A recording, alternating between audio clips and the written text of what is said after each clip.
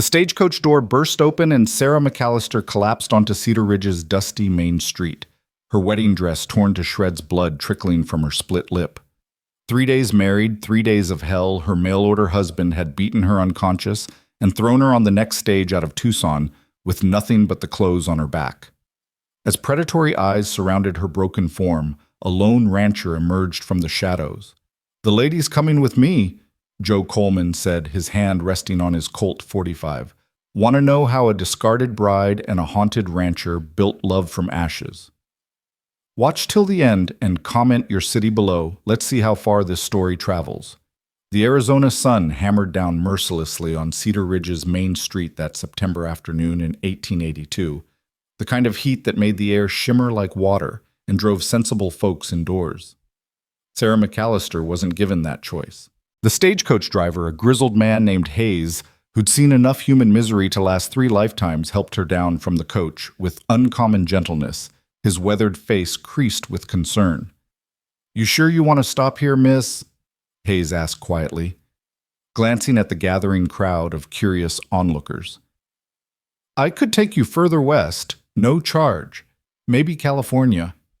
"I have nowhere else to go," Sarah whispered through cracked lips, each word sending shooting pain through her bruised jaw. Her left eye was swollen nearly shut, a purple-black testament to Thomas Thornton's final gift to his mail-order bride.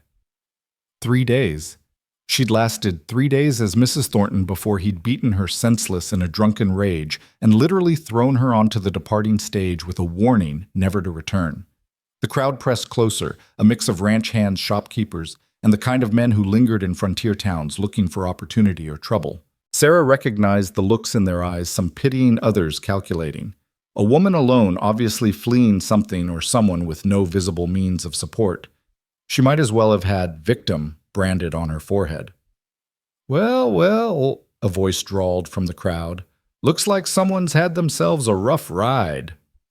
The speaker pushed forward a man in his 30s with slicked back hair and clothes too fine for honest work. His smile reminded Sarah of Thornton's expression right before the first blow landed. She instinctively stepped backward, her back hitting the rough wood of the stagecoach. "Name's Wade Garrison," the man continued, tipping his hat in a mockery of politeness. "I run the Sage Hen Saloon. Looks like you could use a friend, miss." "The lady's not interested," a new voice cut through the afternoon heat. The crowd parted and Sarah saw him for the first time. Joe Coleman stood perhaps 6 feet tall, lean but solid, with the kind of quiet presence that made other men step aside without quite knowing why. His clothes were simple worn denim, a faded blue shirt, leather vest scarred from years of work. A Colt .45 rested on his hip, not flashy but well maintained. His face was weathered by sun and wind, putting him somewhere in his early 30s, with dark hair that needed cutting and eyes the color of winter storm clouds. Wade Garrison's smile tightened. "Don't recall asking your opinion, Coleman." "Don't recall needing your permission to give it," Joe replied evenly. His gaze never left Wade's face, but Sarah felt him taking in everything, her injuries, her torn dress, the way she trembled despite the heat. "The lady looks like she could use employment." Wade pressed on his tone, suggesting exactly what kind of employment he had in mind. "I pay well for the right kind of—" "The lady's coming with me." Joe interrupted, his voice carrying a finality that brooked no argument.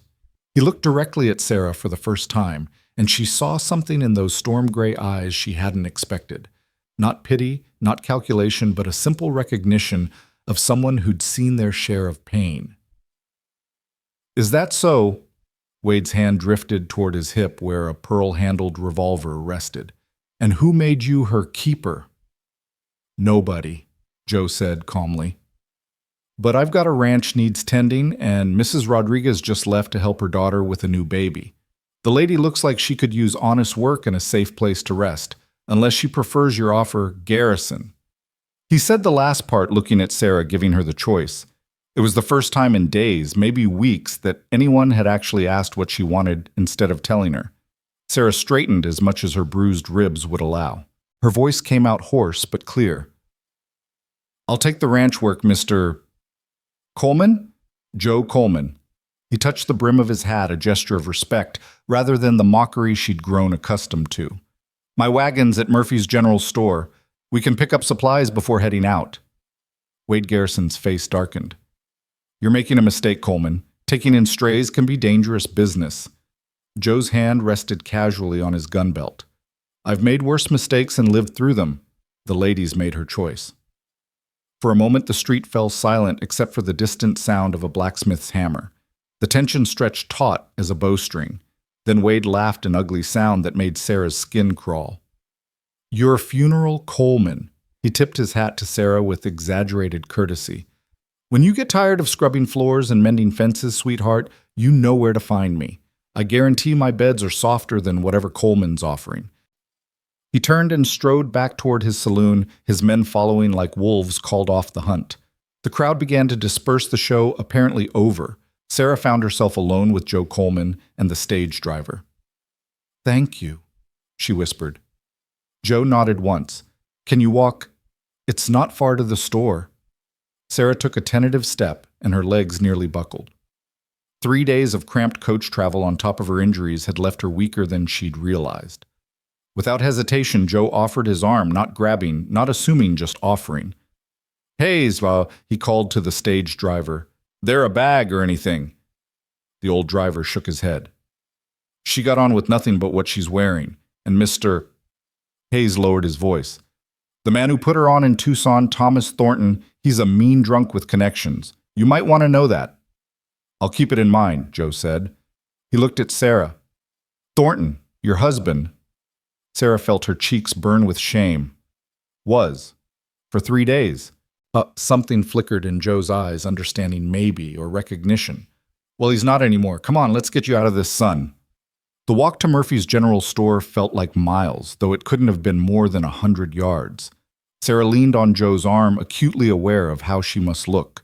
A battered woman in a torn wedding dress, hair falling from its pin's face, swollen and discolored.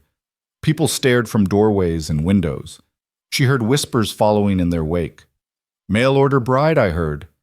Thornton's woman from Tucson. Coleman's lost his mind taking in trouble like that. Joe seemed oblivious to the talk, or maybe just indifferent to it.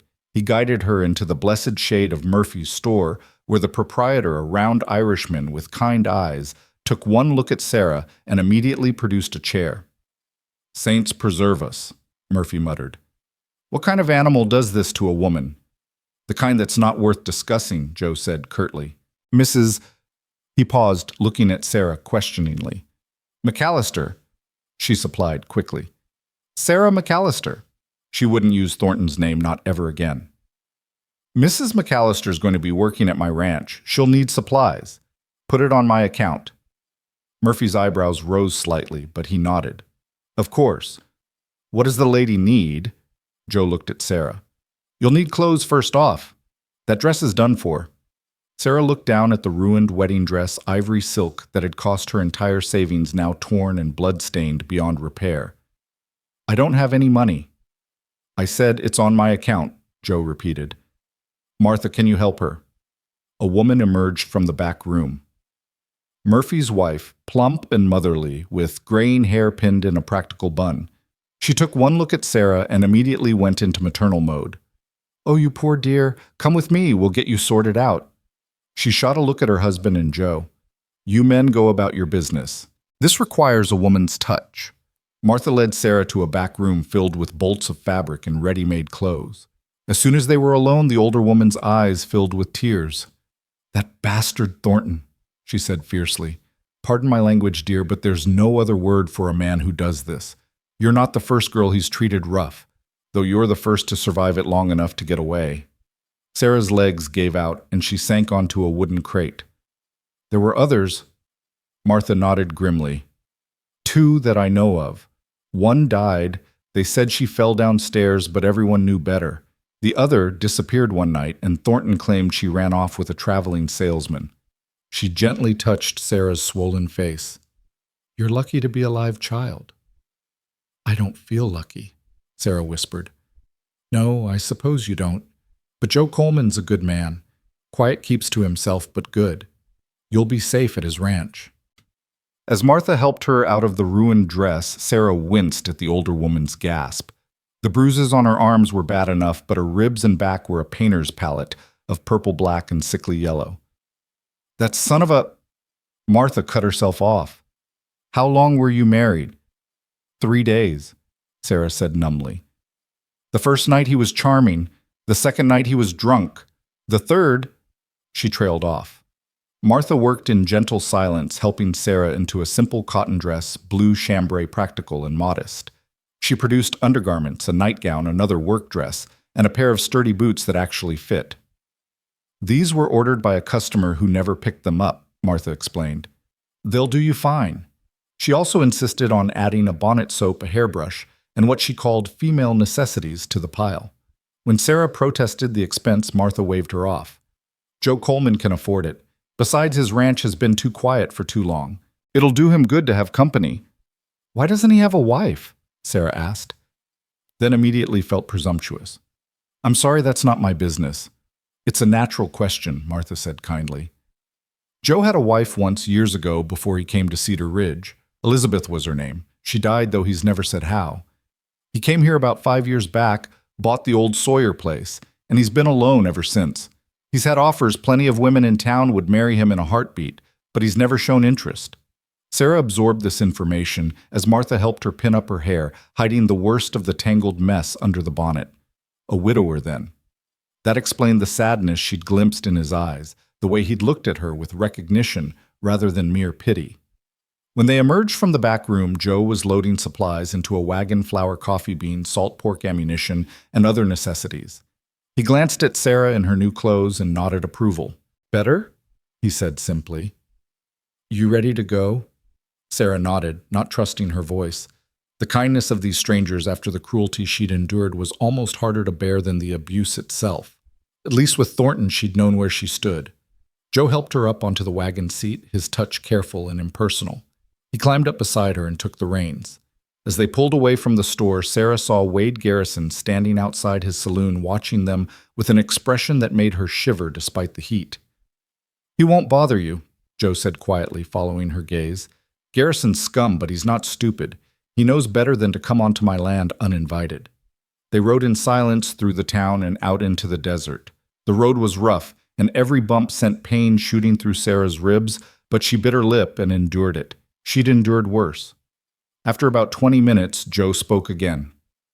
I should explain the situation. My ranch isn't large, about 300 acres, 50 head of cattle, some horses. I can manage the livestock myself, but the house has been neglected since Mrs. Rodriguez left. I can't pay much room board and $2 a week, but you'll have your own space and privacy. That's generous, Sarah said, meaning it. Most domestic positions paid less and rarely with the promise of privacy. There's a small room off the kitchen that was Mrs. Rodriguez's. It has its own door to the outside so you can come and go without feeling trapped. The thoughtfulness of that statement made Sarah's eyes burn with unshed tears. He understood somehow what it meant to need an escape route. They rode on as the sun began its descent toward the western mountains. The landscape was harsh, but beautiful in its way, red rock formation stands of saguaro cacti, patches of hardy desert flowers. Sarah found herself oddly soothed by the emptiness, the vast spaces where no one could corner her. Can I ask you something? She said suddenly. Joe glanced at her. Go ahead. Why did you intervene? Back in town, I mean. You don't know me. I could be trouble like Garrison said. Joe was quiet for so long she thought he wouldn't answer. Finally he said, I knew someone once who needed help. No one gave it. I've regretted that every day since. Your wife? The question slipped out before Sarah could stop it. Joe's hands tightened on the reins, but his voice remained steady. Yes. I'm sorry. It was a long time ago. He pointed ahead. That's my land starting at that rock formation. Sarah looked where he indicated and saw a sprawling ranch nestled in a valley between two ridges. The main house was adobe single-story but substantial with a wide porch wrapped around two sides. There was a barn, a corral with several horses, a chicken coop, and what looked like a small garden plot gone to seed. It wasn't fancy, but it looked solid, permanent, safe. It's beautiful, she said softly. Joe made a sound that might have been surprise. Most people find it too isolated. Isolation sounds perfect right now. He pulled the wagon up to the front of the house as the sun touched the mountain peaks, painting everything in shades of gold and red. A dog emerged from the barn, a mixed breed with intelligent eyes and a cautious demeanor. "That's Scout," Joe said. "He's particular about strangers, but he won't hurt you." The dog approached slowly, sniffing at Sarah's extended hand before apparently deciding she passed inspection. His tail wagged once, twice.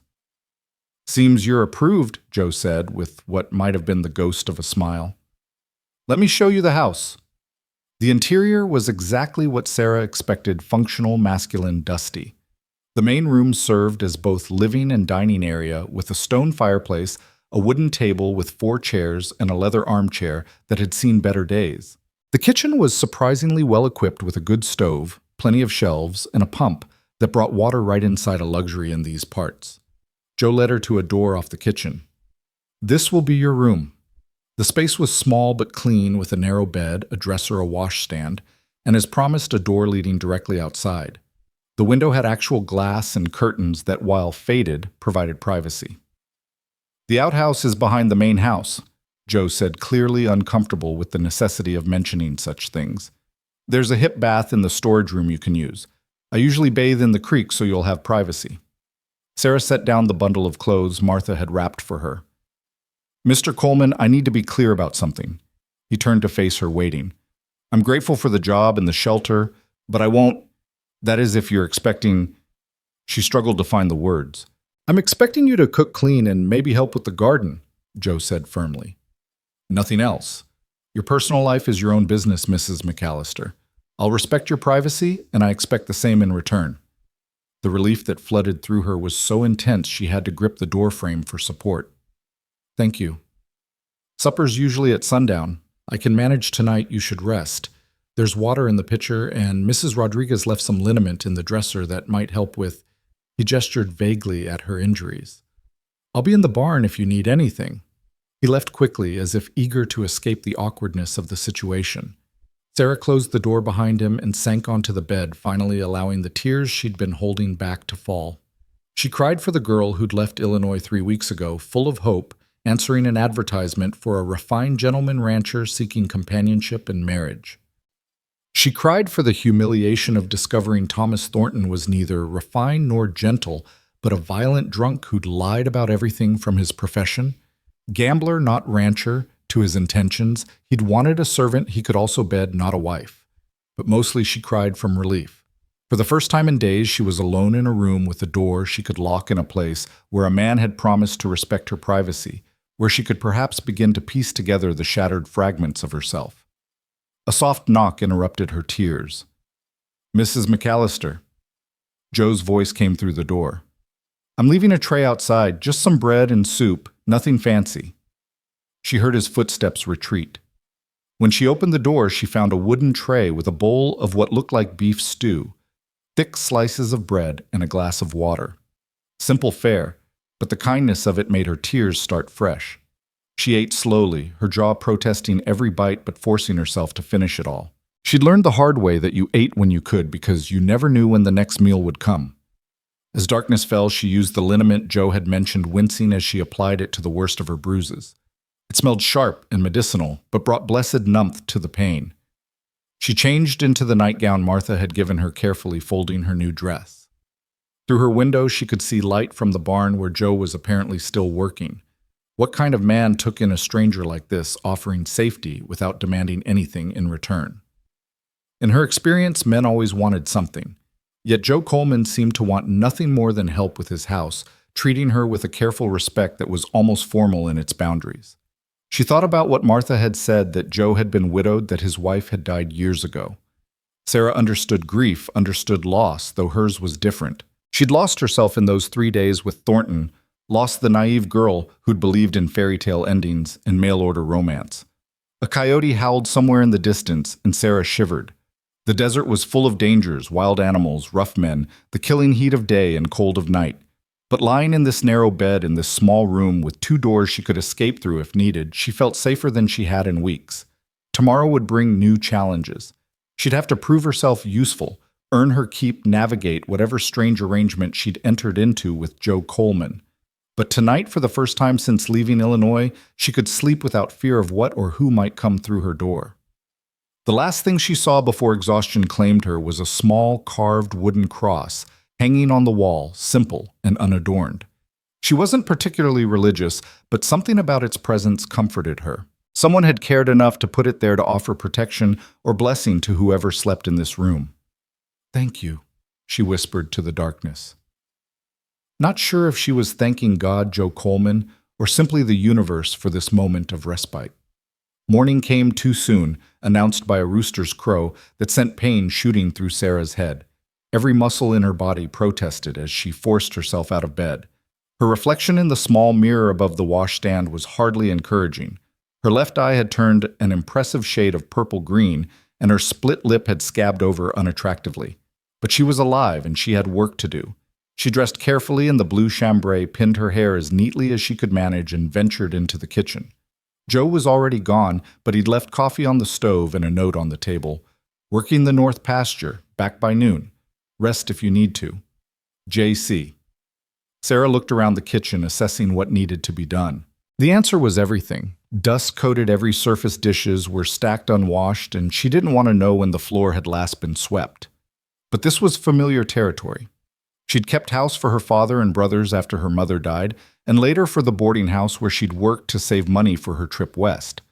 She started with the dishes, heating water on the stove, and attacking the pile with determination. Her ribs protested every movement, but she found a rhythm that minimized the pain. As she worked, she planned sweep the floors, dust the surfaces, take inventory of the pantry, perhaps start some bread for dinner. By the time Joe returned at noon, she'd transformed the kitchen. The surfaces gleamed, the floor was swept and mopped, and fresh bread was rising under a clean cloth. She'd even managed to start a pot of beans soaking for dinner. Joe stood in the doorway, hat in hand, staring at the transformation. "You shouldn't have pushed yourself so hard."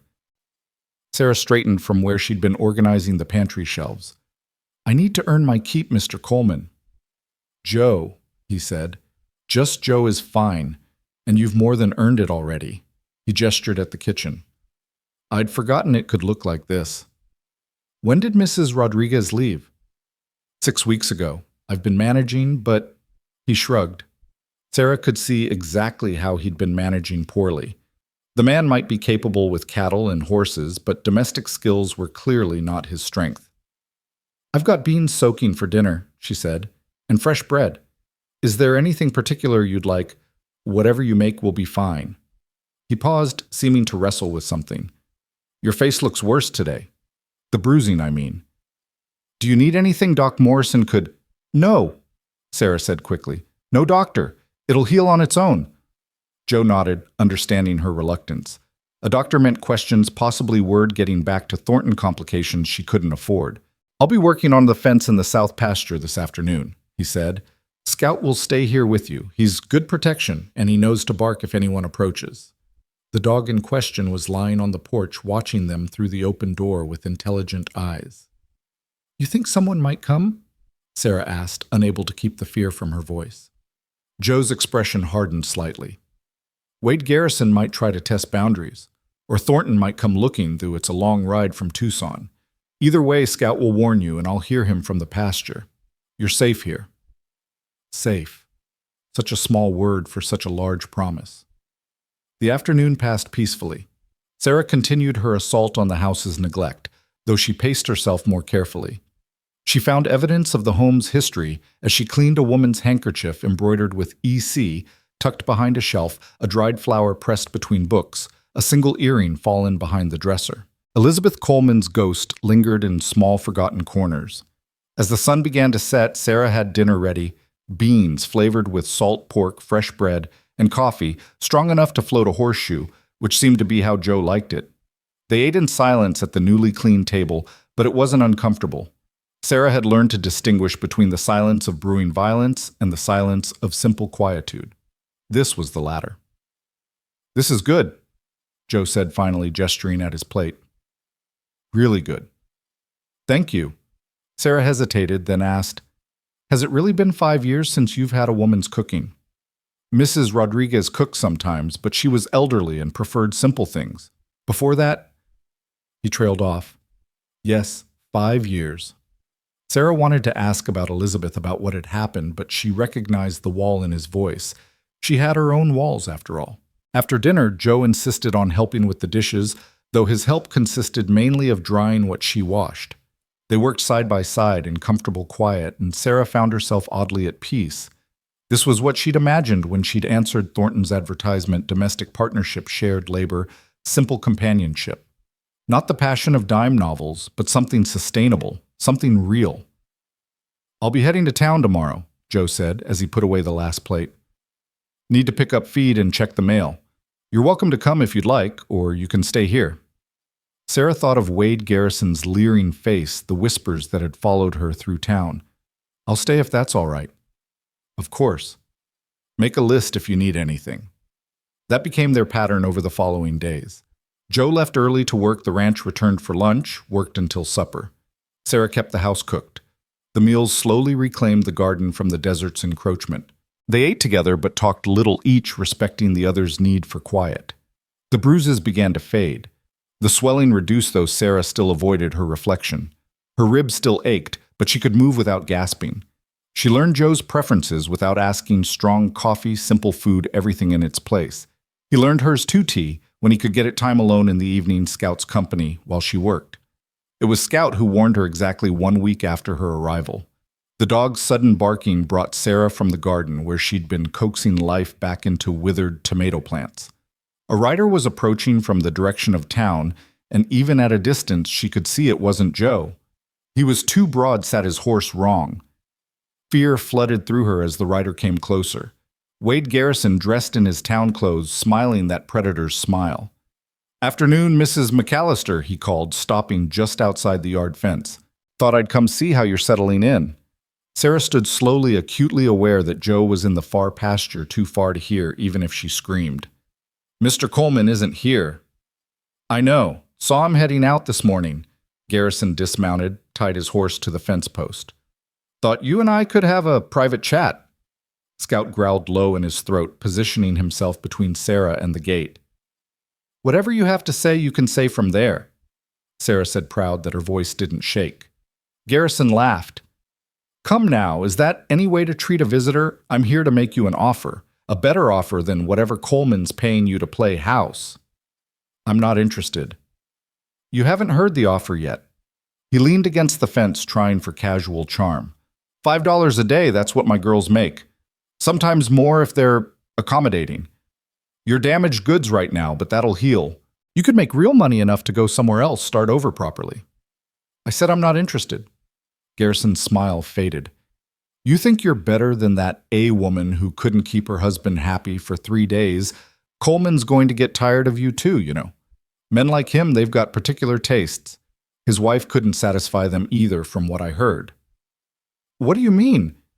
The question came out before Sarah could stop it. "You don't know." Garrison's smile returned uglier than before. "Elizabeth Coleman killed herself. Hung herself in that very barn you can see right there. Coleman found her when he came home from town. That's why he left Missouri, came out here to forget. But a man who drives his wife to that, well, makes you wonder what goes on behind closed doors, doesn't it?" Sarah felt the blood drain from her face. Joe's sadness, his careful distance, the way he'd said he'd failed someone who needed help, it all took on a darker cast. "You're lying. Ask anyone in town. Ask Martha Murphy, if you don't believe me." Garrison straightened. "When you realize what kind of man you're living with, my offer will still stand. Damaged goods or not, you're too pretty to waste on a man like Coleman." He mounted his horse and tipped his hat. "Be seeing you, Mrs. McAllister." Sarah watched him ride away, her mind spinning. Elizabeth Coleman had killed herself. In the barn. Joe had found her. She looked at the barn ordinary in the afternoon sun and shivered. What kind of man was Joe Coleman really? His kindness could be a mask, couldn't it? Thornton had been charming at first too. But no, she thought of the past week. Joe's careful respect, the way he announced himself before entering rooms, how he never stood between her and a door. Those weren't the actions of an abusive man, were they? Scout whined and pressed against her leg, sensing her distress. She absently petted his head, trying to make sense of what Garrison had told her. The man was clearly scum, but that didn't mean he was lying. The detail about Missouri Joe had never mentioned where he was from, but that rang true somehow. When Joe returned that evening, Sarah watched him differently, looking for signs of violence, of cruelty, of whatever might drive a woman to take her own life. But all she saw was the same quiet man who'd taken her in without questions, who respected her boundaries, who seemed to carry a deep sadness he never spoke of. They ate dinner in their usual silence, but Sarah couldn't stand it anymore. "Someone came by today, Puss," she said. Joe looked up sharply. "Who?" "Wade Garrison." Joe's expression darkened. "What did he want to offer me a job at his saloon? And I declined." She hesitated, then added, "He told me about your wife, about Elizabeth." Joe went very still. His knuckles whitened as he gripped his fork. For a moment, Sarah thought he might explode, might show whatever violence he'd been hiding. Instead, he set down his fork carefully and stood. "I need to check the horses," he said quietly, and walked out. Sarah sat at the table uncertain what to do. She'd crossed a line, she knew that. But didn't she have a right to know about the man she was living with, even as an employee? She cleaned up dinner, went to her room, but couldn't settle. Through her window, she could see Joe in the corral brushing a horse with mechanical precision. He worked until full dark. Then she heard him enter the house, his footsteps heavy on the floor. A knock came at her door. "Mrs. McAllister." She opened it to find Joe standing there, hat in hand, looking older than his years. "What Garrison told you about Elizabeth is true," he said, without preamble. "She did take her own life. I did find her, and it was my fault, though not in the way he implied." Sarah waited. "We lived in Missouri near Independence. I was a sheriff's deputy then. There was a man powerful, wealthy, connected. He wanted Elizabeth. She refused him, so he took what he wanted anyway when I was away on duty." Joe's voice was flat, emotionless, but Sarah could see the cost of each word in his eyes. "Elizabeth told me when I got home. I wanted to arrest him, but she begged me not to. Said no one would believe her, that it would only make things worse. She was right. He owned half the county, including the judge." He paused, seeming to gather himself. "I should have done something anyway. Should have killed him. Should have taken her away. Should have done something. But I did nothing, told myself I was respecting her wishes. She seemed to be coping. Then one day I came home and—" "It wasn't your fault," Sarah said softly. "Wasn't it? I was her husband. I was supposed to protect her. Instead, I chose the law over justice, propriety, over my wife's pain." He met her eyes. "That's why I intervened with you. I couldn't watch another woman in trouble and do nothing. Not again." Sarah felt something shift in her chest, a loosening of fear she hadn't fully acknowledged. "What happened to the man?" "He died," Joe said simply. "Shot by an unknown assailant a week after Elizabeth's funeral. I was suspected, but they could never prove anything. I left Missouri the next day, came here, started over. That was 5 years ago." They stood there in the doorway, two damaged people carrying their ghosts. Finally, Sarah said, "Thank you for telling me." Joe nodded once. "Garrison won't bother you again. I'll make sure of it." "Don't do anything that would—" "I won't, but he'll understand there are boundaries." He turned to go, then paused. "You're safe here, Mrs. McAllister. Whatever else you think of me, believe that." The weeks that followed Wade Garrison's visit settled into a rhythm that Sarah found both comforting and unsettling. She woke each morning to the sound of Joe's boots on the porch, coffee already brewing by the time she dressed. They moved around each other with the careful choreography of two people learning to share space without touching, without presuming. The bruises on her face faded from purple to green to yellow, finally disappearing altogether, though the deeper wounds remained invisible beneath her skin. October arrived with unexpected violence, a thunderstorm that rolled across the desert like God's own fury. Sarah stood at the kitchen window watching lightning split the sky, remembering another storm, another October when her mother had died. She'd been 14 then, thrust into the role of woman of the house for a father who grieved through silence and brothers who grieved through wildness. "Storm bothers you?" Joe asked from behind her. She hadn't heard him come in from the barn. "My mother died during a storm like this," she said, surprising herself with the admission. "Pneumonia, though I think it was really heartbreak. My father was not a kind man when he drank." Joe moved to stand beside her at the window, careful to maintain distance between them. "My father was the same. Mean drunk, meaner sober. Elizabeth used to say I was nothing like him, but sometimes I wondered if it was just hiding somewhere inside me, waiting. Is that why you don't drink? Sarah had noticed he never touched the whiskey bottle in the cabinet, not even for medicinal purposes. Part of it, lightning illuminated his profile harsh and beautiful in its severity. The other part is that I need my wits, always. Can't protect anything if you're stumbling drunk. The word protect hung between them, weighted with failure and determination in equal measure. Sarah thought of Elizabeth, of the man who'd hurt her, of Joe coming home to find his worst nightmare realized in rope and shadow. I should tell you something, she said suddenly, about Thornton, about why I left Illinois in the first place. Joe turned slightly toward her but said nothing, giving her space to speak or not speak as she chose. My father died last spring. Apoplexy, the doctor said, though I think it was just meanness finally poisoning him from the inside out. He left debts, so many debts. The house, the farm, everything had to be sold. My brothers had already scattered, one to California, one to the army, one to God knows where. I had nothing except what I could earn at the boarding house, and that was barely enough to eat on. She pressed her palm against the cool glass of the window, grounding herself. Then I saw Thornton's advertisement.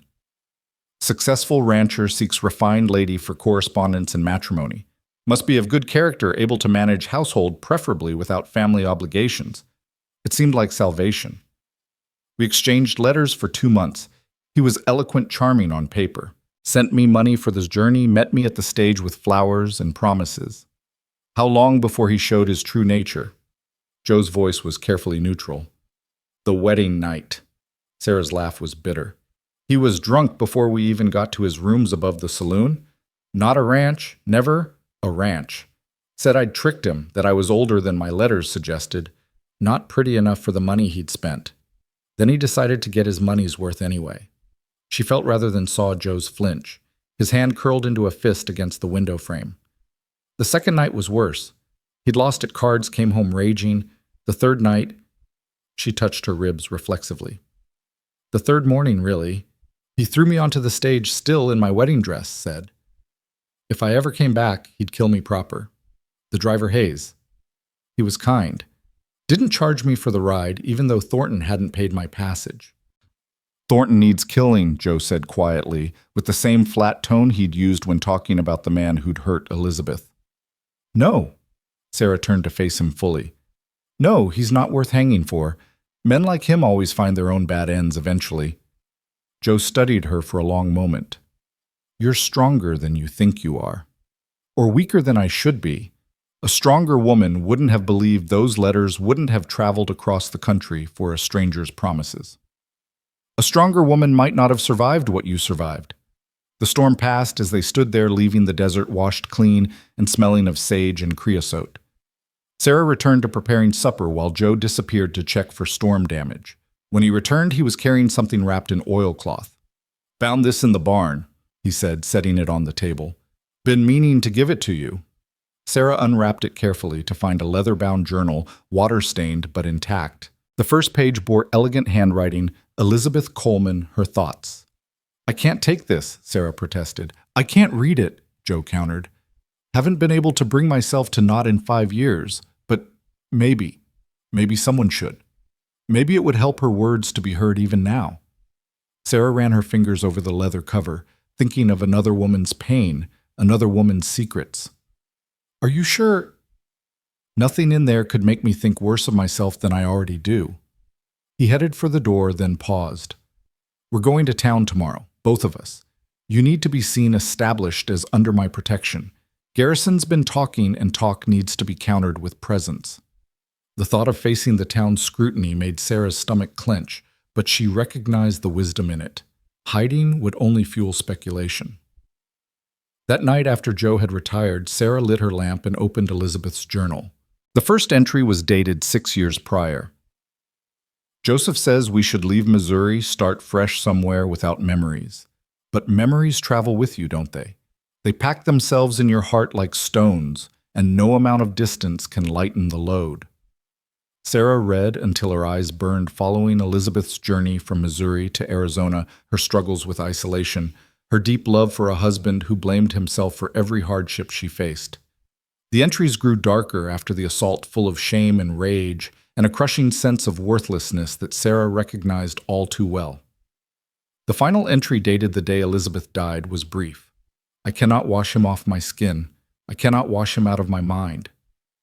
Joseph tries so hard to help, but how can he, when every time he touches me I feel those other hands I am already dead. Today, I simply make it official. May God forgive me. May Joseph forgive himself. He could not have saved me. I was lost the moment that man decided I was his to take. Sarah closed the journal and wept for Elizabeth, for herself, for all the women broken by men who saw them as possessions rather than people. When her tears finally stopped, she found a strange peace settling over her. Elizabeth's story was a warning, yes, but also a strange kind of companionship. She wasn't alone in her pain. She wasn't the first woman to rebuild herself from fragments. The next morning, she dressed with extra care in her better dress, pinning her hair in a style that suggested respectability without aspiration.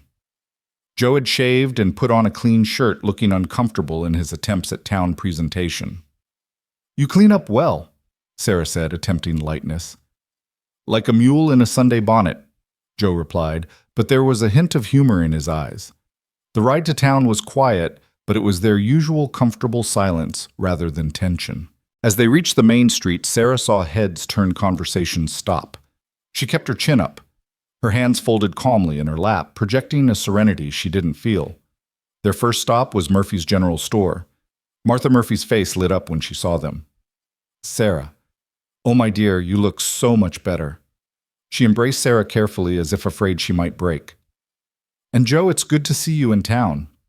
"Mrs. Murphy," Joe touched his hat brim, "we need supplies, and Mrs. McAllister needs fabric." "Fabric?" Sarah looked at him in surprise. "Winter's coming, you'll need warmer clothes." He said it matter-of-factly, as if it were obvious. Martha beamed. "Of course. Come, Sarah, let me show you what we have." As Martha led her to the fabric section, Sarah heard the bell above the door chime. Wade Garrison entered with two of his saloon girls, painted ladies with tired eyes and brittle smiles. "Well, well," Garrison said loudly. "Coleman's brought his pet to town." Joe didn't turn from where he was examining ammunition. "Garrison, how's the domestication going? Mrs. McAllister house training complete yet?" One of the saloon girls giggled nervously. The other looked at Sarah with something like pity. Sarah stepped forward before Joe could respond. "Mr. Garrison, I believe you're confused about the nature of domestication. It's for wild animals. Mr. Coleman and I are simply employer and employee conducting business, though I understand how someone in your profession might struggle with such distinctions." Garrison's face darkened. "You've got a mouth on you." "I've got a brain in my head which seems to disturb you. Perhaps you prefer women who've had theirs beaten out of them." "Like Thornton tried to do to you." Sarah smiled coldly. "Thornton failed, as you're failing now. You see, Mr. Garrison, I've already been broken once. It didn't kill me, which means I'm no longer afraid of men who think they can break me again." Joe moved, then positioning himself slightly behind and to the side of Sarah, not protecting her so much as backing her up. The ladies made her position clear. "Garrison, move along." Garrison looked between them, calculation in his eyes. Then he laughed an ugly sound. $3 a day, Mrs. McAllister. That's my final offer. When Coleman gets tired of playing house with damaged goods, you know where to find me." He left with his girls trailing behind. The one who'd shown pity glanced back, and Sarah saw herself reflected in those tired eyes, another woman trying to survive in a world that consumed women like kindling.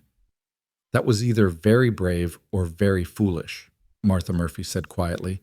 "Sometimes they're the same thing," Sarah replied. They completed their shopping fabric for 2 winter dresses, additional supplies for the ranch, and surprisingly, Joe added a small bag of peppermint candies to the order. "For your tea," he said gruffly, when Sarah looked at him questioningly. "You put sugar in it sometimes. Thought you might like these instead." It was such a small gesture, the kind of thing a husband might do for a wife, and it made Sarah's chest tight with an emotion she couldn't name. Their next stop was the post office. Joe had mail waiting, a letter from a cattle buyer in Tucson, a package from a seed company. Sarah watched him sort through it, his face carefully blank, and wondered if he ever hoped for letters that never came. As they loaded supplies into the wagon, Doc Morrison approached. He was an older man with kind eyes and steady hands, the type of doctor who'd seen everything and judged little. "Mrs. McAllister," he said, tipping his hat. "I heard you'd had some trouble. If you need medical attention—" "Thank you, but I'm healing well," Sarah said quickly. Doc Morrison nodded, but his eyes went to Joe. "You taking care of her, Coleman?" "She's taking care of herself," Joe replied. "I'm just providing the space for it." The doctor studied them both, then smiled slightly. "Good. About time that ranch had some life in it again." He walked away before either could respond. As they started the ride home, Sarah felt the weight of the town's attention lifting from her shoulders. "They all think that you and I are—" "Let them think it," Joe said. "It's better than the alternatives they might imagine." "Doesn't it bother you?" "Your reputation." Joe glanced at her. "My reputation died with Elizabeth. I'm the man who couldn't protect his wife, who drove her to suicide, who maybe murdered the man who hurt her." Adding, "took in a ruined woman to that list doesn't signify much." "I'm not ruined," Sarah said firmly. "No," Joe agreed. "You're not. But the world doesn't see it that way." They rode in silence for a while, then Sarah asked, "Did you murder him?" Joe was quiet so long she thought he wouldn't answer. Finally, "I went to his house that night, planned to kill him, had my gun, had my rage, had nothing left to lose. But when I got there, he was already dead. Someone had beaten me to it." "Who?" "Never found out. Could have been anyone. He had plenty of enemies. Or maybe—" He trailed off. "Maybe what? Maybe Elizabeth had a friend I didn't know about, someone who loved her enough to take that risk." He shook his head. "Doesn't matter now. Justice was done, even if it wasn't by my hand." That evening, as Sarah prepared supper, she found herself humming the first time she'd done so since leaving Illinois. Joe was mending harness in the main room. Scout dozed by the fire, and for a moment it felt like home. Not the home she'd lost, or the home she'd imagined with Thornton, but something new, something being built one quiet day at a time. "My mother used to sing that," Joe said suddenly. Sarah stopped, self-conscious. "I'm sorry I didn't realize—" "Don't stop. It's nice. The house has been too quiet for too long." So she continued humming, and later, as they ate their simple meal of stew and cornbread, Joe told her about his mother, a woman who'd died young, worn down by poverty and a cruel husband. "She protected us as much as she could," he said. "Took the beatings meant for us, kept us fed, even when it meant she went hungry. I swore I'd never be like him, never raise a hand to a woman. Elizabeth said I kept that promise too well, that I was so afraid of being violent that I forgot how to fight for her when she needed it." "You can't fight what you don't see coming," Sarah said softly. "Elizabeth said that too. The night before she died, she said it wasn't my fault that evil doesn't announce itself." He pushed his plate away. "But I should have seen it. Should have known a man like that wouldn't accept rejection."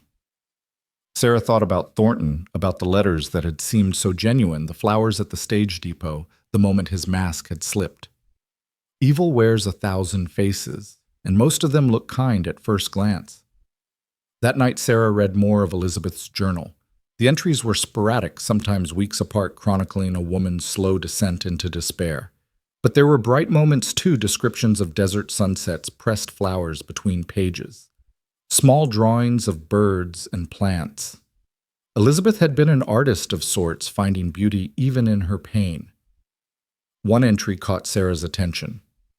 "Joseph brought me a gift today, a small mirror backed with silver engraved with morning glories. He said it was so I could see what he sees when he looks at me. But all I see is a stranger wearing my face, someone I don't recognize anymore. Who was I before? Who am I now? Can you rebuild a person from broken pieces, or do you just create something new from the wreckage?" Sarah set the journal aside and looked at her own reflection in the small mirror above her washstand. Who was she now? Not the naive girl from Illinois. Not Thornton's victim.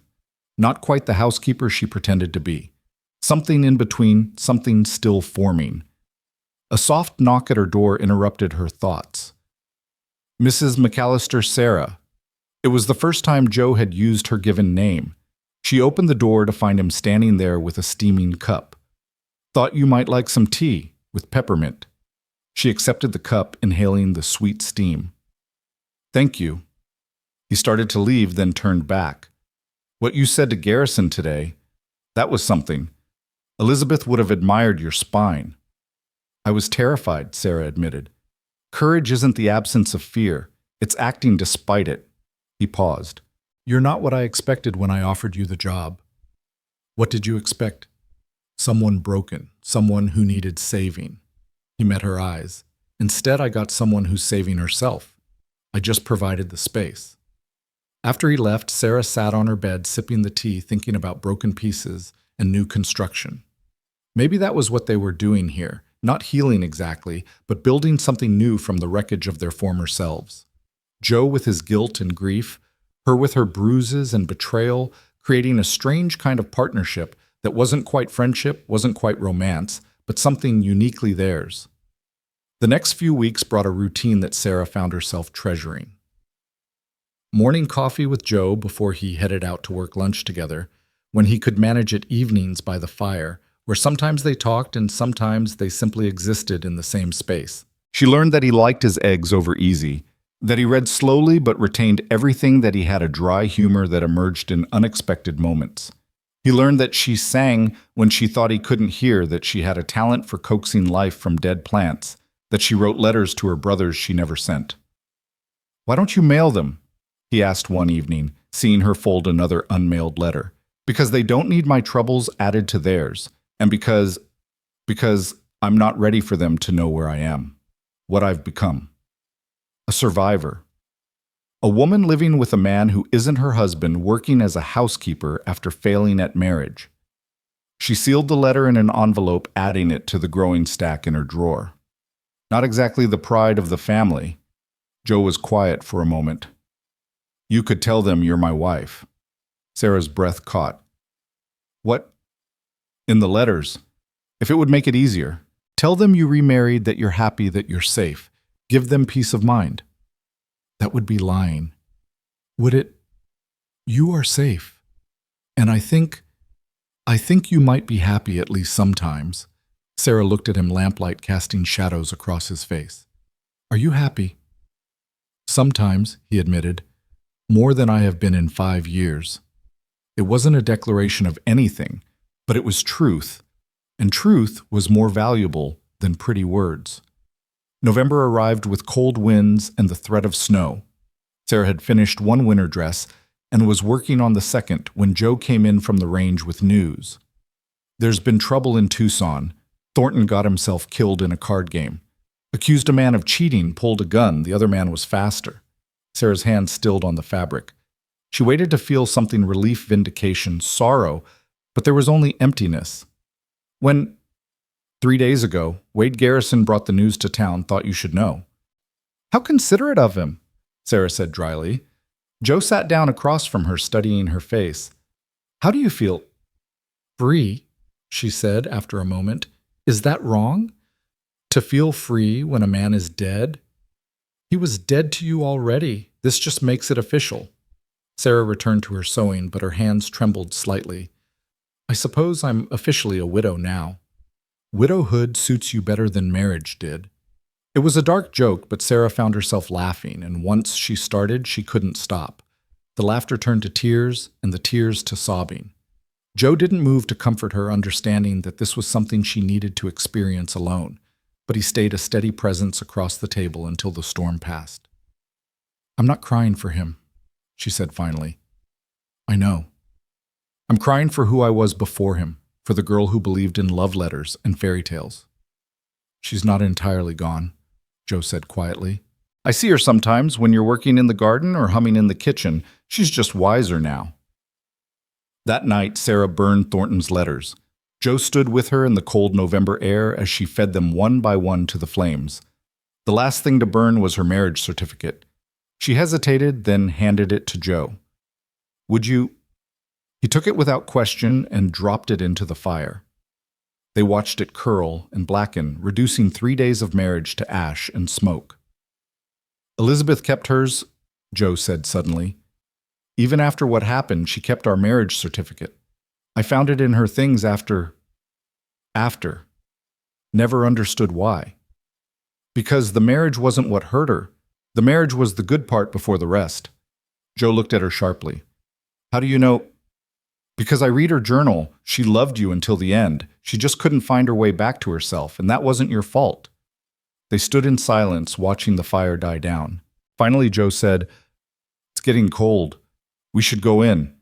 But neither moved. There was something about standing together in the darkness, watching the past burn, that felt like a ceremony of sorts. Not a wedding or a funeral, but something in between, a ritual for survivors. Finally, Sarah shivered, and Joe automatically moved closer, not touching, but blocking the wind with his body. It was the closest they'd been since that first day when she'd leaned on his arm. "Thank you," she said. "For what? For giving me space to grieve something that wasn't worth grieving." Everything lost is worth grieving, even if it's just the loss of what we hoped it would be. They went inside then to the warmth of the house that was beginning to feel like home. Sarah made tea, Joe banked the fire, and they sat in their customary chairs reading by lamplight. But something had shifted between them. Some invisible barrier had been crossed. When Sarah finally went to her room, she found a small package on her bed. Inside was a leather-bound journal, new and unmarked, with a note in Joe's careful handwriting, "For your own thoughts. J." She opened the journal to the first page and wrote, "November 15th, 1882. My name is Sarah McAllister. I am 26 years old. I am a widow, a survivor, a woman rebuilding herself one day at a time. I live on a ranch in Arizona with a man who is not my husband, but who treats me with more respect than my husband ever did. Today I burned the past. Tomorrow I begin again." The first snow came early that year, 2 weeks before Thanksgiving, transforming the desert into something alien and beautiful. Sarah stood at the kitchen window watching fat flakes fall, remembering Illinois winters when snow meant isolation for weeks at a time. Here in Arizona, Joe assured her it would melt by afternoon, but for now the world was wrapped in white silence. She was kneading bread dough when she heard the horses. Not one rider, but several their approach muffled by the snow. Scout began barking frantically, and Joe appeared from the barn, rifle in hand. Sarah's heart hammered as she recognized the lead rider through the swirling snow. Not Garrison this time, but a U.S. Marshal's badge glinting on his coat. "Morning, Coleman," the marshal called out, staying mounted. 3 deputies flanked him, hands resting casually on their weapons. "Mind if we come in from the cold?" Joe lowered his rifle but didn't set it aside. "Marshal Thompson, what brings you out in this weather?" "Looking for information about a killing in Missouri. Man named Carlton Hughes shot dead 5 years ago. You remember him, don't you?" Sarah saw Joe's shoulders tense. Carlton Hughes, that had to be the man who'd assaulted Elizabeth. She moved to the doorway, making her presence known. The marshal's eyes flicked to her, taking in her flour-dusted apron and defensive posture. "Ma'am?" Thompson touched his hat. "You'd be the widow McAllister." "I am," Sarah said, lifting her chin. The title still felt strange on her tongue. "Heard your husband died recent-like in Tucson. My condolences." "Thank you, but condolences aren't necessary. Mr. Thornton and I were estranged." The marshal's eyebrows rose slightly. "That's so. Well, Coleman, seems you've got a habit of taking in women with complicated pasts." "Get to your point, Thompson," Joe said quietly. The marshal dismounted his deputies, following suit. "The point is, Hughes's widow has been making noise. Says you killed her husband, that you threatened him publicly after your wife's death. She's got money now, remarried well, and she's pushing for justice." "Her husband raped my wife," Joe said flatly. "Everyone knew it, even if no one would say it in court." "That's an accusation without proof, Coleman. What I have proof of is you being in town the night Hughes died. What I have is witnesses saying you'd been drinking, talking about revenge." Sarah stepped forward. "When did Mr. Hughes die exactly?" Thompson consulted a small notebook. "September 15th, 1877. Shot twice in the chest on his own property around midnight." "And where was Mr. Coleman seen drinking?" "Morrison's saloon until about 11. Sarah's mind raced. An hour to ride to Hughes's property, commit murder, and return in the dark while intoxicated. "You seem mighty interested in the details, ma'am," one of the deputies said suspiciously. "I'm interested in logic, deputy. Mr. Coleman doesn't drink. Haven't seen him touch liquor once in the months I've been here. So either he was drinking that night 5 years ago, in which case he'd have been in no state to ride and shoot accurately in darkness, or the witnesses are mistaken about seeing him drink. Thompson studied her. You weren't here 5 years ago. You don't know what Coleman was like then. I know what grief does to a man, Sarah said steadily. My first husband beat me near to death in a drunken rage. You want to know the difference between a violent drunk and a grieving man? A violent drunk's aim is true. A grieving man can barely stand, let alone shoot straight. Joe looked at her with something like wonder. Thompson, however, wasn't convinced. I need to search the property, Coleman. Looking for evidence. Evidence of what? A 5-year-old crime you can't prove. Evidence of guns, specifically a .44 caliber Smith & Wesson, which is what killed Hughes. Joe laughed bitterly. Half the men in Missouri owned that model, but not all of them had motive. Thompson signaled his deputies. We'll start with the house. Sarah watched helplessly as the men invaded their carefully ordered space-opening drawers, checking under floorboards, examining every corner. They were professional about it, not deliberately destructive, but it still felt like violation. When one deputy headed for her room, she moved to block him. That's my private space. Step aside, ma'am, Thompson said, not unkindly. We have to be thorough. Joe moved then, positioning himself beside Sarah. You go in there with her present, Thompson. Your men can search the rest. It was a small protection, but Sarah felt grateful for it. She stood in her doorway as Thompson efficiently searched her small room, trying not to feel exposed as he rifled through her few possessions. He paused at the stack of unmailed letters, then at Elizabeth's journal on her nightstand. What's this? My late Elizabeth Coleman's journal, Sarah said. Mr. Coleman gave it to me to read. Thompson flipped through it, his expression growing grimmer with each page. This talks about Hughes, about what he did. Yes. This could be considered motive evidence, or proof that Mr. Coleman had every reason to want justice through legal channels, Sarah countered. That journal shows a man trying to support his wife through legal means, not plotting murder. Thompson closed the journal and surprisingly handed it back to her. Maybe. They searched for 2 more hours, examining the barn, the outbuildings, even the garden shed. Finally, as the snow began to melt under pale winter sun, Thompson gathered his men. We didn't find anything conclusive, Coleman, but this isn't over. Mrs. Hughes has connections and she's pushing hard. You might want to consider finding yourself a good lawyer. I didn't kill Hughes, Joe said simply. Thompson mounted his horse. Maybe not, but someone did, and you're the obvious suspect. Don't leave the territory. He touched his hat to Sarah. Ma'am, you might want to reconsider your employment situation. Associating with Coleman could be dangerous for your reputation. My reputation survived worse than whispered suspicions, Marshal. Thompson shook his head and led his men away, leaving deep tracks in the melting snow. Sarah and Joe stood in the yard, watching until they disappeared over the ridge. You didn't have to defend me, Joe said quietly. Yes, I did. Sarah turned to face him. Did you kill Hughes? Joe met her eyes directly. I wanted to. God knows I wanted to. I rode to his house that night with every intention of putting a bullet in him, but when I got there, he was already dead. Someone beat me to it. Who? I don't know. I've wondered for 5 years. Hughes had enemies, but most were too afraid of his power to act. It could have been anyone. Sarah thought about Elizabeth's journal, about the depths of her despair, about the friend Joe had speculated might have loved her enough to kill for her. Did Elizabeth have close friends? Someone who might have wanted to avenge her? Joe's expression darkened. There was one woman, Catherine Morrison, the doctor's wife. She and Elizabeth were close, but Kate was in Denver that week visiting her sister. I checked. You checked?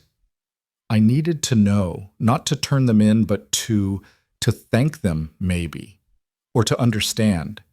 He rubbed his face tiredly. It doesn't matter now. Hughes is dead, Elizabeth is dead, and I'm here. They went inside to find the house in disarray, everything pulled apart and carelessly repositioned. Sarah began methodically putting things right, while Joe stood in the middle of the chaos looking lost. They had no right, Sarah said fiercely, refolding linens with sharp, angry motions. No right to come here and disturb our peace. Our peace, Joe repeated softly. Sarah paused, realizing what she'd said. This home, this life we've built, it is peaceful, isn't it, despite everything? It was, Joe agreed. But Thompson's right. This isn't over. Mrs. Hughes won't stop, and having you here being associated with me, it could destroy you. You should consider leaving. Sarah slammed a drawer shut. Don't you dare! What? Don't you dare decide what's best for me. I've had enough of men making my choices. If I want to leave, I'll leave. If I want to stay, I'll stay. And right now, Joe Coleman, I want to stay. He stared at her, this woman who'd arrived broken and bleeding, who now stood in his kitchen, fierce as a mountain cat, defending him against accusations and U.S. Marshals alike. Why? He asked simply. Sarah considered the question, finding the honest answer. Because for the first time in my life, I'm choosing where to be, not driven by duty or desperation or someone else's decisions. I'm here because I choose to be here with you in this place we've made safe together. Don't take that choice away from me. Joe moved then, crossing the space between them in 2 strides. For a moment, Sarah thought he might embrace her, might break the careful physical distance they'd maintained for months. Instead, he took her flower-covered hand in his, holding it like something precious. All right, he said. You stay. We both stay. Whatever comes, we face it. Sarah squeezed his hand, feeling the calluses from years of hard work, the strength that had never been turned against her. Together. That night she wrote in her journal, they came looking for evidence of old crimes, but what they disturbed was new peace. Joe held my hand today. Such a simple thing, yet it felt like a promise. Not of romance or passion, but of partnership. We are 2 damaged souls choosing to stand together against whatever storms may come. The next morning brought Kate Morrison to their door. Sarah recognized her from town, the doctor's wife, a handsome woman in her 40s with intelligent eyes and an air of contained energy. She carried a basket of preserves and a knowing look. Heard the marshal paid you a visit, she said without preamble. Thought you might need some comfort food. Joe stood aside to let her in, his expression wary. Kate. Joseph. She turned to Sarah. You must be Sarah McAllister. I've heard so much about you. From the town gossips, no doubt, Sarah said, taking the basket. From my husband, actually. He says you've done wonders for this place. And for Joe. Kate's eyes swept the clean-ordered kitchen. Elizabeth would be pleased. The mention of Elizabeth hung in the air like a challenge. Joe tensed, but Kate continued calmly. She was my dearest friend, you know. We spoke of everything. Her fears, her pain, her love for you, Joseph, and her hatred for Carlton Hughes. Kate, Joe warned. Oh, hush. The marshal's gone, and we all know you didn't kill Hughes much as he deserved it. Kate accepted the cup of tea Sarah offered. You were too drunk that night to ride straight, much less shoot straight. How would you know? Sarah asked carefully. Kate smiled a secret smile that transformed her pleasant face into something almost dangerous. Because I was the one who kept buying you drinks, Joseph. Making sure you stayed in that saloon where everyone could see you until well past the time Hughes was killed. Joe sat down heavily. You were in Denver. I was supposed to be in Denver. I sent letters from there, had my sister mail them, but I came back early, very early. Kate sipped her tea calmly. Carlton Hughes raped my friend. The law wouldn't touch him, so I touched him. Twice. In the chest. With my late father's Smith & Wesson. The silence in the kitchen was deafening. Sarah found herself gripping the edge of the table, staring at this respectable doctor's wife, who spoke of murder like discussing a recipe. Why are you telling us this? Joe asked hoarsely. Because that fool Agnes Hughes is stirring up trouble, and you need to know what really happened so you can protect yourself. And because... Kate looked at Sarah. I wanted you to understand that Elizabeth had people who loved her, who would have done anything for her. She wasn't as alone as she felt. Does Doc Morrison know? Sarah asked. My husband is a good man who sleeps very soundly and never questions my occasional trips to Denver. Kate stood smoothing her skirts. Now I should go before tongues start wagging about how long I've been here. Sarah, you're welcome to call on me in town anytime. And Joseph. She touched his shoulder gently. Elizabeth would want you to be happy. She'd want you to forgive yourself. She'd be glad you're not alone anymore. After she left, Joe and Sarah sat in stunned silence. Finally, Sarah said, She killed him. Kate Morrison killed Hughes. And she'll never face justice for it, Joe said. No one would believe it. A doctor's wife, a pillar of the community, while I'm the obvious suspect with the obvious motive. Is that justice? Sarah wondered. Hughes faced no justice for what he did to Elizabeth. Now Kate faces no justice for killing him. Where does it end? It ends with us living our lives, Joe said firmly. Elizabeth is gone. Hughes is gone. The past is done. All we can do is move forward. But moving forward proved complicated when 3 days later Wade Garrison arrived with a woman in tow. Sarah recognized the type immediately expensively dressed, artificially gracious, with calculating eyes that missed nothing. This had to be Agnes Hughes. Coleman, Garrison called from the gate. Mrs. Hughes here wants a word.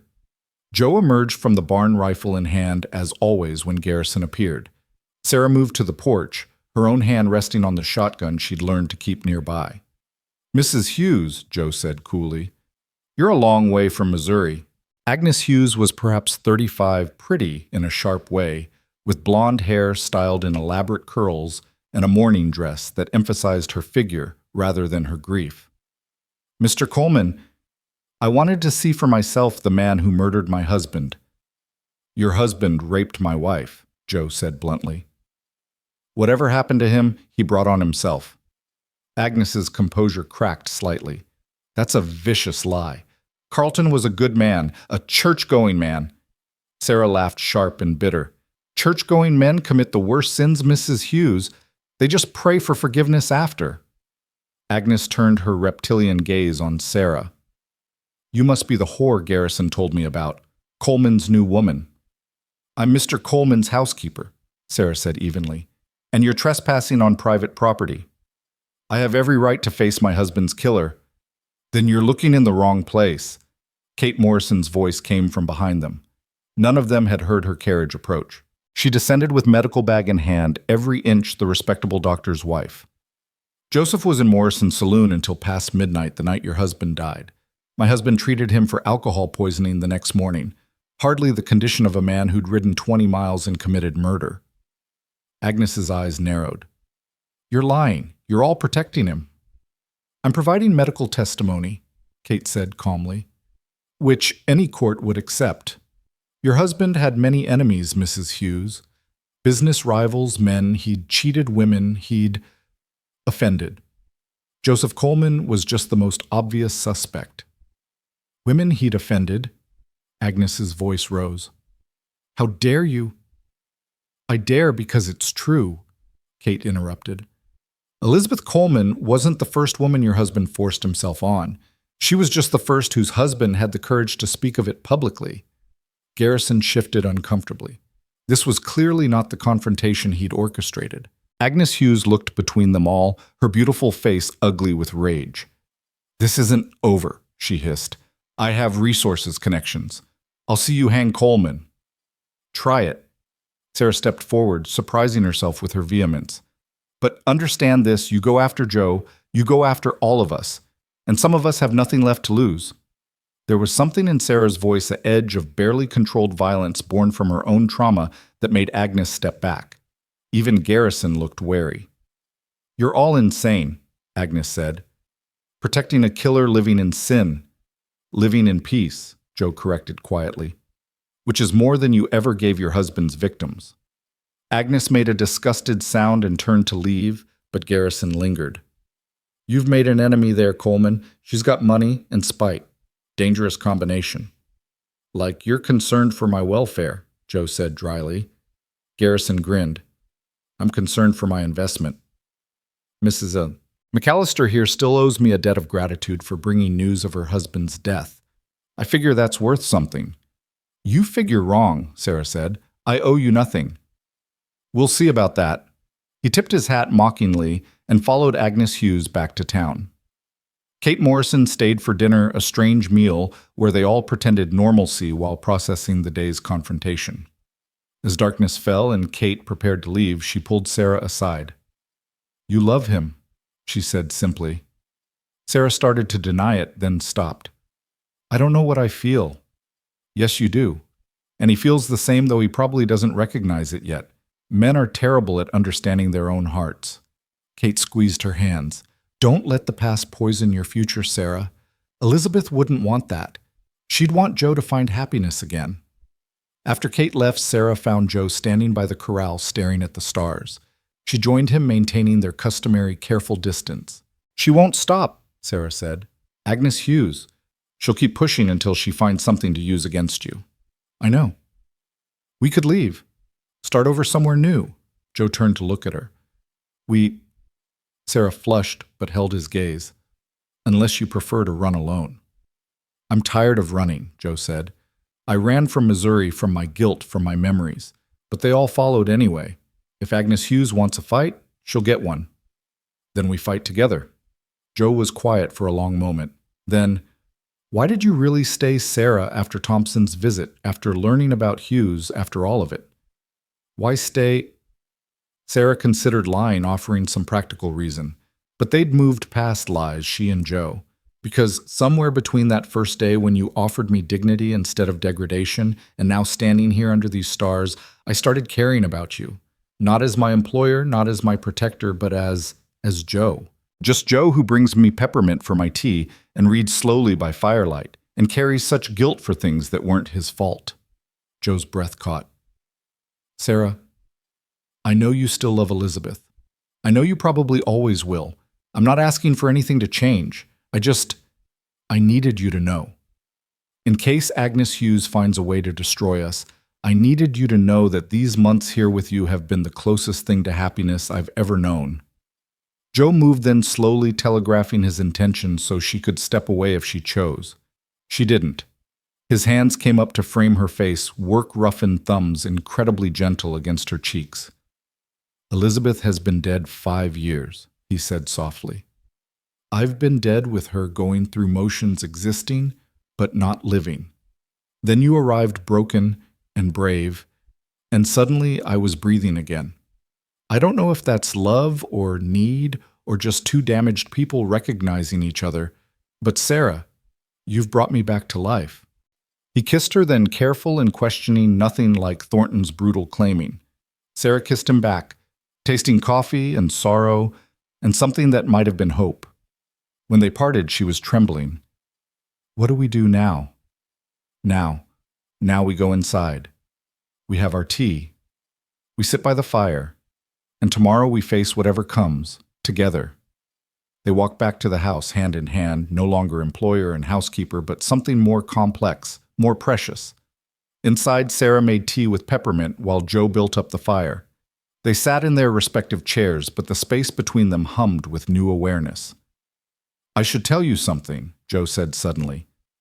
About Elizabeth's death. About what really happened that day. Sarah waited, sensing this was something he'd never spoken aloud. She was pregnant, he said quietly. From the rape. She couldn't bear carrying Hughes's child. That's why that's what finally broke her. She left a note explaining, but I burned it. Couldn't let anyone know. Couldn't let that be her legacy. Sarah's eyes filled with tears. Oh, Joe, I failed her twice over. Failed to protect her from Hughes, failed to see how desperate she was. When Kate killed Hughes, part of me was grateful, but part of me was angry. It should have been me.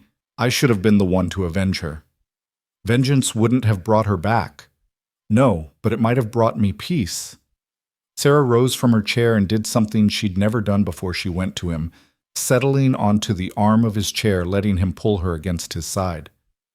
Peace doesn't come from vengeance. It comes from this. From choosing to live despite the pain. From building something new from the ashes. They sat like that as the fire burned low, two people who'd found each other across miles of hurt and years of loneliness. Outside, winter wind howled across the desert. But inside, they were warm, they were safe, they were home. The winter deepened, bringing a peace that Sarah knew couldn't last. She and Joe had crossed a line that night under the stars, though they maintained separate rooms, separate lives in daylight. But in the evenings, she would curl against his side by the fire, and sometimes he would stroke her hair while reading aloud from whatever book he'd borrowed from town. They didn't speak of love or future, but something precious grew between them in the quiet moments, fragile as frost on window glass. It was a Tuesday morning in early December when everything changed. Sarah was hanging laundry, fighting the cold wind that tried to tear the sheets from her hands when she saw riders approaching. Not the marshal this time, but 3 men in city clothes, their horses too fine for ranch work. Behind them came a carriage, and Sarah's stomach dropped when she recognized Agnes Hughes's blonde curls through the window. Joe emerged from the barn, and Sarah saw him check his gun before walking toward the gate. She abandoned the laundry and moved to the porch, grateful for the shotgun just inside the door. "Coleman?" the lead rider called out. He was young, perhaps 30, with the soft look of a man who'd never worked with his hands. "I'm William Prescott, attorney at law. I represent Mrs. Agnes Hughes in the matter of her husband's murder." "There's no matter to represent," Joe said evenly. "The marshal found no evidence." "The marshal found no evidence here," Prescott corrected. "However, new information has come to light." He produced a document from his coat. "This is a sworn affidavit from one Marcus Townsend who claims you paid him $50 to kill Carlton Hughes." Sarah saw Joe's jaw tighten. "I don't know any Marcus Townsend." "He says otherwise. Says you approached him in Morrison's saloon the night of September 15th, 1877. Says you were drunk, angry, talking about your wife. Says you offered him money to do what you couldn't." Agnes Hughes stepped down from the carriage, her face triumphant. "You thought you were so clever establishing an alibi, but hiring someone else to pull the trigger, that's still murder, Mr. Coleman." Sarah moved down from the porch, unable to stay silent. This Townsend person just happened to remember this conversation 5 years later. How convenient that his memory improves just when Mrs. Hughes arrives with her money. Prescott turned his cold gaze on her. "You would be Sarah McAllister, the runaway wife turned housekeeper. Your testimony won't carry much weight, I'm afraid. A woman of questionable morals living in sin with her employer." "We're not—" Sarah began hotly, but Joe cut her off. "Where is this Townsend? If he's making accusations, let him make them to my face." "He's prepared to testify in court," Prescott said. "In Missouri, where you'll be extradited to stand trial." "Missouri?" Joe laughed bitterly. "Where Hughes owned half the judges, where his widow has remarried into even more power. That's not justice, that's a lynching with legal decorations." Agnes smiled coldly. "It's more than you gave my Carlton." "Your Carlton was a rapist," Sarah said flatly. "Whatever happened to him, he earned it." Agnes moved faster than Sarah expected, her hand cracking across Sarah's face, with enough force to send her stumbling. Joe lunged forward, but the other riders drew their guns. "Touch her and I'll kill you," Joe said, his voice deadly quiet. "Like you killed my husband," Agnes taunted. "Go ahead, show everyone what kind of man you really are." Sarah straightened, tasting blood where her lip had split again. The pain brought back memories of Thornton, but also strength. She was not that frightened bride anymore. "I know exactly what kind of man Joe Coleman is," she said clearly. "He's the kind who offers shelter without demanding payment in flesh. The kind who respects boundaries and honors grief. The kind who carries guilt for things beyond his control because he actually has a conscience, unlike your late husband." "You stupid little whore," Agnes began, but Sarah laughed. "Is that the best you can do? Call me names. I've been called worse by better people. At least I'm not the one who had to buy a witness because the truth doesn't support my cause." Prescott intervened before Agnes could respond. "Mr. Coleman, you have 2 choices. Come with us voluntarily to Missouri or wait for the federal marshals to drag you there in chains. Mrs. Hughes has considerable influence." "I need time to arrange my affairs," Joe said. "The ranch, the livestock." 3 days, Prescott said. "We'll be staying in town. If you run, every lawman in the territory will be looking for you." They left in a cloud of dust and satisfaction, Agnes Hughes's laughter carrying on the wind like a curse. Sarah and Joe stood in the yard, the reality of the situation settling over them like a shroud. "You have to run," Sarah said immediately. "Tonight. Take what you can carry and disappear. Mexico maybe, or California." "No." Joe touched her face gently where Agnes had struck her. "I'm done running. If I disappear, you know what they'll say. That I was guilty. That I killed Hughes and fled justice. Better to be thought guilty and free than innocent and hanged." Joe pulled her against him, holding her tight. "What kind of life would that be?" always looking over my shoulder, never able to stay anywhere long enough to build something real. Never able to. He pulled back to look at her. Never able to marry you if you'd have me. Sarah's breath caught. Joe, I know it's not the time, but there might not be another time. He cupped her face in his hands. Sarah McAllister, I love you. Not as a replacement for Elizabeth, not as convenience or comfort, but as yourself. You came into my life broken and bleeding, and somehow you put me back together while healing yourself. If I have to go to Missouri, if I have to stand trial, I need you to know that.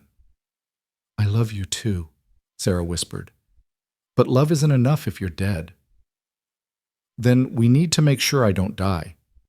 They spent the rest of the day preparing, though, for what Sarah wasn't sure. Joe wrote out papers giving her authority over the ranch if he didn't return. Sarah packed a bag with clothes and supplies, though Joe insisted he wouldn't run.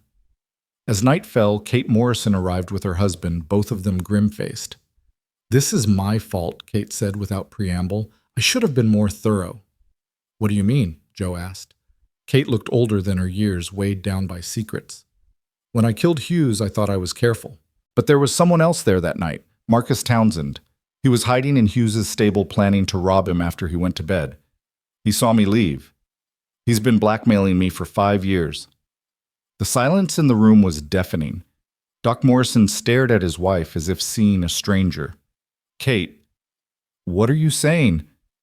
I'm saying I killed Carlton Hughes, dear. Shot him twice for what he did to Elizabeth. She turned to her husband with sad eyes. I'm sorry you had to find out this way. I never wanted you to know. Doc Morrison sank into a chair, his face pale. 5 years. You've been carrying this for 5 years. I've been paying Townsend for 5 years, Kate corrected. Small amounts enough to keep him quiet. But Agnes Hughes must have offered him more to lie about Joe. So tell the truth, Sarah said urgently. Tell them you killed Hughes. Kate laughed bitterly. Who would believe me? A respectable doctor's wife confessing to murder. They'd say I was covering for Joe, that he'd somehow convinced me to lie for him. And even if they did believe me, I'd hang. Then Townsend would still testify that Joe hired him and Joe would hang too. There has to be something we can do, Sarah insisted. Doc Morrison stood slowly, his medical bag in hand. There is. He walked to the door, paused. I need to think. Kate, come home with me. Joe, don't do anything rash. Let me think. After they left, Joe and Sarah sat by the fire, the weight of approaching doom heavy between them. You should leave, Joe said quietly. This isn't your fight. Everything about you is my fight now, Sarah replied. For better or worse, remember, even if we're not officially married. We could be, Joe said suddenly. Right now, wake up Reverend Mills, make it legal. Then at least you'd have the ranch if... Stop. Sarah pressed her fingers to his lips. Don't talk about after. We're going to find a way through this. But she didn't believe it, and neither did he. They stayed up all night holding each other by the dying fire, not making love, but memorizing each other's presence, storing up warmth against the cold to come. Dawn brought unexpected salvation in the form of Scout barking frantically at a lone rider. Not someone from town, but a stranger, weathered and travel-worn with eyes that had seen too much. He stopped at the gate, hands visible and empty. Joe Coleman, he called. Joe stepped onto the porch, rifle ready. Who's asking? Name's Samuel McAllister, Sarah gasped, pushing past Joe. Samuel, Sam. She ran to the gate, staring up at the rider. My God, it is you. Her brother dismounted slowly, and Sarah threw herself into his arms, sobbing into his chest, as she hadn't done since she was a child. Sam held her tight, his own eyes wet. Sarah, Jesus. Sarah, I thought you were dead. When I heard what Thornton did to you when they said you'd disappeared, how did you find me? Sarah pulled back to look at him. He was thinner than she remembered, harder, with new scars on his hands, and a weariness that spoke of difficult years. I've been looking for months, tracked you to the stage line, then here. Heard in town you were working for Coleman. His eyes moved to Joe, assessing. This the man who took you in? This is Joe, Sarah said simply. Sam, so much has happened. I know about Thornton dying. Good riddance. Sam's expression darkened. Also heard about this business with Agnes Hughes. That's actually why I'm here. Joe stepped forward. You know something about Hughes? Sam smiled grimly. I know Marcus Townsend is a lying piece of trash who'll say anything for money. I also know he was in Kansas the night Hughes died because I was playing cards with him in a saloon in Dodge City. Sarah stared at her brother. You can prove that. Got the arrest record to prove it. We both spent 3 days in jail for fighting after he accused me of cheating. Which I was, but that's beside the point. September 15th through 18th, 1877, we were guests of the Dodge City Jail. There's no way he was in Missouri killing Hughes or talking to Coleman. Joe sagged against the porch rail. You're certain. Dead certain. I already sent a telegram to the sheriff in Dodge asking him to send the records. Should be here tomorrow, but I wanted to write ahead and make sure Sarah was all right. He looked between them, understanding dawning. You two are together, aren't you? Really? Together? Sarah took Joe's hand. Yes. Sam studied Joe for a long moment. You treat her right. I try to. Trying's not enough. My sister's been through hell. She deserves better than trying. Sam, Sarah warned, but Joe interrupted. You're right. She deserves everything good this world has to offer. I can't give her that, but I can give her respect, safety, and whatever love I have left to offer. Sam nodded slowly. That'll do for now. But Coleman, you hurt her, and what happened to Hughes will look like mercy compared to what I'll do to you. Fair enough? They brought Sam inside, fed him breakfast while he told his story. After their father's death, he drifted west, working cattle drives, playing cards, staying one step ahead of trouble. When I finally saved enough money to come home, you were gone. The neighbors said you'd married some man from Tucson, but when I tracked him down, he was dead, Sarah finished. And you'd vanished. Took me 2 months to find someone who remembered you getting on that stage to Cedar Ridge. Sam squeezed her hand. I thought I'd lost you too after losing everyone else. The others. Tom died in a mining accident in California. David drank himself to death last year. Couldn't handle the war memories. Sam's voice was hollow. You and I are all that's left of the McAllisters. Sarah cried then for brothers she'd never see again, for the family, scattered by their father's cruelty and poverty's demands. Joe stood quietly, giving the siblings their moment of grief. A commotion outside interrupted them. Prescott had arrived with Agnes Hughes and several armed men, but Doc Morrison was with them, along with Marshal Thompson and surprisingly Judge Anderson from Tucson. What's this about? Joe demanded, stepping onto the porch. Judge Anderson, a stern man with a reputation for fairness, dismounted carefully. It's about Justice Mr. Coleman. Doc Morrison sent me an urgent telegram last night. I've come to take depositions and determine if there's cause for extradition. Agnes Hughes protested immediately. This is irregular. The trial should be in Missouri. The determination of whether there should be a trial at all will be made here, Judge Anderson said firmly. Doc Morrison has raised serious questions about your witness. Sam stepped forward. That witness is a fraud, Judge. Marcus Townsend was in Kansas when Hughes was killed. I can prove it. The judge's eyebrows rose. And you are? Samuel McAllister. This is my sister. He produced a worn paper from his pocket. Copy of the arrest record from Dodge City. The sheriff there is sending the official documents. Judge Anderson examined the paper, then turned to Agnes. Your witness was in jail in Kansas on the night in question. Agnes's beautiful face contorted with rage. That's impossible. He swore. He lied, Sam said flatly. Probably for money. How much did you pay him? Mrs. Hughes, this is ridiculous. Agnes turned to Prescott. Do something. But Prescott was already backing away, seeing the case collapse. Mrs. Hughes, if this documentation is accurate, it can't be. Agnes was nearly screaming now. Coleman killed my husband. Everyone knows it. Everyone suspects it, Judge Anderson corrected. But suspicion isn't proof, and now your only witness is proven a fraud. Kate Morrison stepped forward, then her decision made. Your Honor, if I may. Doc Morrison tried to stop her. Kate, no.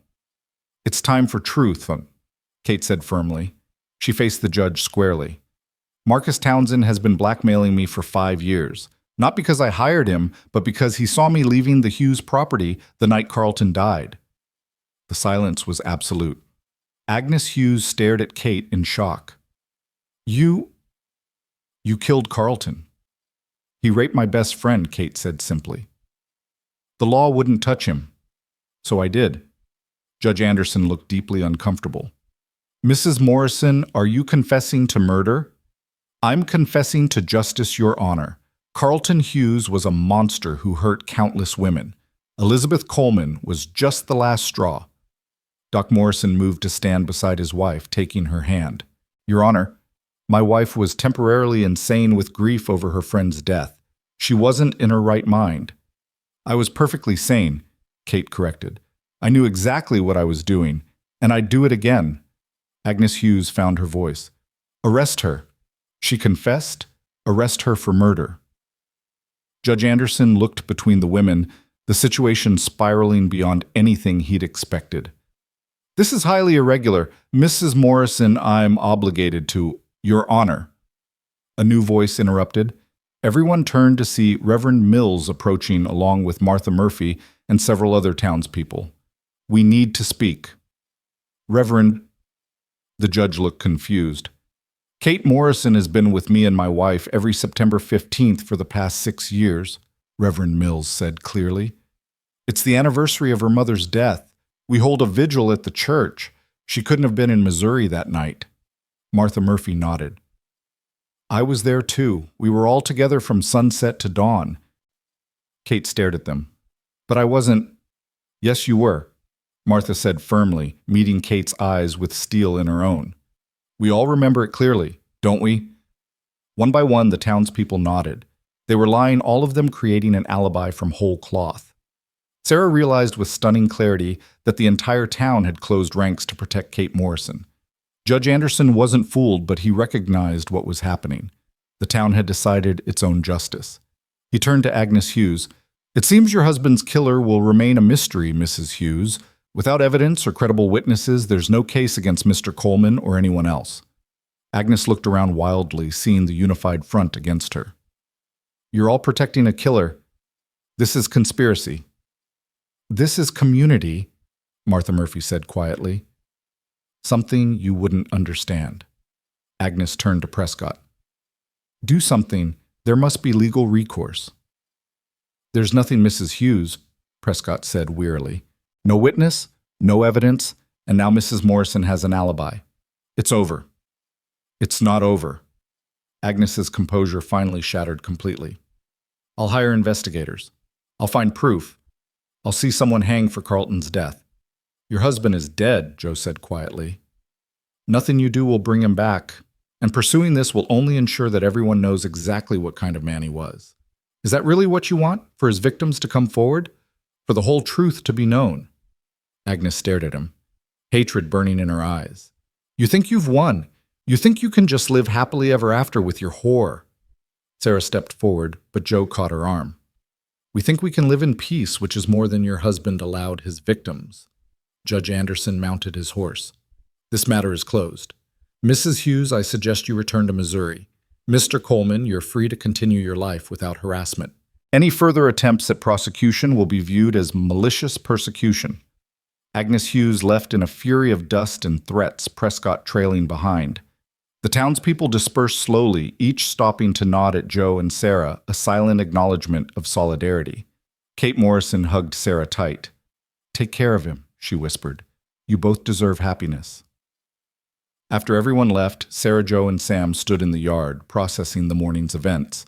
"They all lied for us," Sarah said wonderingly. "They lied for Kate," Joe corrected. "But also for justice. Real justice, not the legal kind." Sam clapped Joe on the shoulder. "You've got good people here. Sarah, you chose well." "I didn't choose the place," Sarah said, looking at Joe. "I chose the person." That evening, as Sam slept in the main room exhausted from his journey, Sarah found Joe standing in the barn, staring at the beam where Elizabeth had died. She slipped her hand into his. "It's over," she said softly. "Hughes's death is over. But Elizabeth is still gone. The pain she carried the baby, she couldn't bear to birth, none of that is fixed. No, Sarah agreed. But Kate avenged her. The town protected that vengeance. And now we have a chance to build something from the ashes. That's what Elizabeth would want, isn't it? For you to live, really live, not just exist. Joe turned to her, his eyes wet. I don't know how. Neither do I, Sarah admitted. But maybe we can learn together. He kissed her then there in the barn where death had once ruled a kiss that was promise and plea combined. When they parted, Sarah saw something new in his eyes, not the absence of grief, but the presence of hope alongside it. Marry me, Joe said suddenly. Tomorrow, before Sam leaves so he can give you away proper. Joe Coleman, is that a proposal or a command? It's a desperate request from a man who's wasted too much time on guilt and not enough on living. He dropped to one knee right there in the barn straw. Sarah McAllister, you came to me broken and gave me purpose. You stood by me when I didn't deserve it. You fought for me when I wouldn't fight for myself. Will you marry me? Sarah looked down at this good man scarred by loss, but not destroyed by it, and felt her own scars throb with remembered pain. They were both damaged, perhaps permanently, but damage didn't mean worthless. Yes, she said simply. Sam gave his blessing the next morning, though not without extracting promises from Joe about Sarah's treatment and threatening bodily harm if those promises were broken. Reverend Mills performed the ceremony that afternoon in the small church with Kate and Doc Morrison as witnesses and half the town in attendance. Sarah wore her good dress, the one Joe had bought her that first week. Joe wore his church clothes uncomfortable, but determined. When Reverend Mills asked for the rings, Joe produced two, a simple gold band for himself, and for Sarah, something that made her gasp. It was Elizabeth's, he said quietly, so only she could hear. Kate saved it, gave it to me this morning. Said Elizabeth would want you to have it, that love shouldn't be buried with the dead. Sarah looked at the delicate ring, understanding the weight of this gesture. Are you sure? I'm sure that Elizabeth loved me enough to want me happy, and I'm sure you make me happy. The rest is just metal and memory. She let him slide the ring onto her finger, felt the circle close between past and present. When Reverend Mills pronounced them married and Joe kissed her, the church erupted in celebration. These people who had barely known her 6 months ago now claimed her as their own, one of the community that had stood against injustice. That night, as Sarah lay in Joe's arms in the bed they now shared as husband and wife, she thought about the journey that had brought her here. From Illinois to Tucson, from Thornton's fist to Joe's gentle hands, from broken to whole, or at least broken in a way that matched Joe's broken edges fitting together like puzzle pieces. What are you thinking? Joe asked, his voice drowsy with contentment. That Martha Murphy was right that first day. God does work in mysterious ways. You think God wanted you to suffer with Thornton just to bring you to me? Sarah turned to face him. No. I think God gave us free will, and people like Thornton use it for evil. But I also think sometimes grace comes from surviving that evil, from finding love in unlikely places. Like a ranch in the middle of nowhere, Arizona. Like the arms of a man who knew what it was to lose everything and still chose to offer kindness to a stranger. We're count chapter 472. The seasons turned, and with them Sarah's body began to change. It was Martha Murphy who noticed first, pulling her aside after church on a bright February morning 3 months after the wedding. You're carrying, aren't you? The older woman said gently, her knowing eyes taking in Sarah's fuller face, the way she pressed her hand to her stomach when she thought no one was looking. Sarah nodded, tears springing to her eyes. I haven't told Joe yet, I'm afraid. She couldn't finish the sentence, but Martha understood.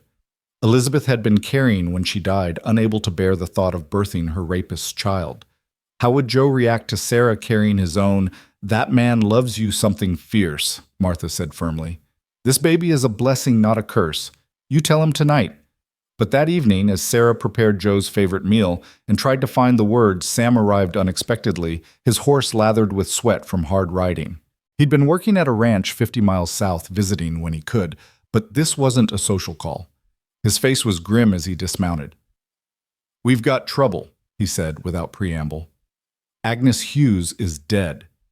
Joe stepped onto the porch, his expression sharpening. What happened? Murdered in her hotel room in Tucson, shot twice just like her husband. Sam accepted the water Sarah brought him, drinking deeply. The thing is, before she died, she apparently wrote a letter claiming you threatened her Joe. Said if anything happened to her, you were responsible. Sarah felt the blood drain from her face. Not again. They couldn't go through this again. Joe's hand found hers squeezing tight. When did this happen? Joe asked, his voice carefully controlled. 3 nights ago. Marshal Thompson's on his way here with a federal judge. They want to question you and Sarah, too. Sam looked between them. Where were you 3 nights ago? Here, Joe said. We were here together. Anyone else see you? Any witnesses? Sarah thought back. 3 nights ago had been the night she'd first suspected she was pregnant, the night she'd been so sick. Joe had held her hair while she vomited, had brought her cool cloths and weak tea. They'd been entirely alone. No witnesses, she said quietly. Just us. Sam cursed under his breath. That's not good. A husband and wife alibying each other won't hold much weight, especially with your history with the Hughes family. Before Joe could respond, scouts started barking. Riders were approaching, many of them. Marshal Thompson led the group, his face professionally neutral, but behind him rode men Sarah didn't recognize. Federal men by the look of them, with the cold efficiency of those who enforce law without caring about justice. Coleman, Thompson called out, "We need to talk." Joe stepped forward, keeping Sarah behind him. Talk. Agnes Hughes is dead. Before she died, she sent letters to the federal prosecutor claiming you'd threatened her life. We need you to come with us for questioning. He didn't threaten anyone, Sarah said, moving beside her husband. Agnes Hughes had many enemies. She was a vindictive woman who destroyed lives for sport. One of the federal men, thin and sharp-featured like a knife blade, smiled coldly. Mrs. Coleman, I presume the former, Mrs. Thornton. Your defense of your husband is touching, but hardly objective. My name is Sarah Coleman, she said firmly. And my husband was with me 3 nights ago. All night. How convenient, the thin man said. A wife can't be compelled to testify against her husband, and you're his only alibi. Almost like you planned it that way. Joe tensed, and Sarah knew he was close to violence. She pressed her hand to his arm, grounding him. We didn't plan anything. We were living our lives trying to forget the Hughes family existed. Marshal Thompson dismounted, his expression troubled. Joe, I don't want to arrest you, but these federal boys have authority. If you come quietly, answer questions, maybe we can sort this out. The way we sorted it out last time, Joe asked bitterly. With false witnesses and purchased testimony. There's more, Thompson said reluctantly. Agnes Hughes's hotel room, there was a message written in blood on the mirror. For Elizabeth. Whoever killed her wanted it known this was revenge for your wife. Sarah's mind raced. Who would kill Agnes Hughes and deliberately implicate Joe who even knew about Elizabeth anymore? Most of the people who'd known her were either dead or Kate Morrison. Sarah's blood ran cold. Kate, who'd killed Carlton Hughes for Elizabeth. Kate, who'd been prepared to confess until the town protected her. Would she kill again to protect the secret, I need to speak with my husband privately, Sarah said suddenly. The thin federal man laughed. So you can coordinate your stories. So I can tell him something that might explain who really killed Agnes Hughes, Sarah shot back, unless you'd prefer to arrest the wrong man and let the real killer go free. Thompson nodded slowly. 5 minutes. Sarah pulled Joe into the house, speaking urgently. It was Kate. It had to be. She killed Carlton for Elizabeth and now Agnes for threatening us. She's protecting us again. Joe's face went white. No, Kate wouldn't. She has too much to lose now. She's already a killer, Joe. What's one more death to someone who's already crossed that line? We can't let her hang for us. We can't let you hang either. Sarah grabbed his shoulders. Joe, I'm pregnant. I'm carrying our child. I can't lose you. Not now, not when we finally have a chance at happiness. Joe stared at her, stunned. We're... Yes. Tears streamed down her face.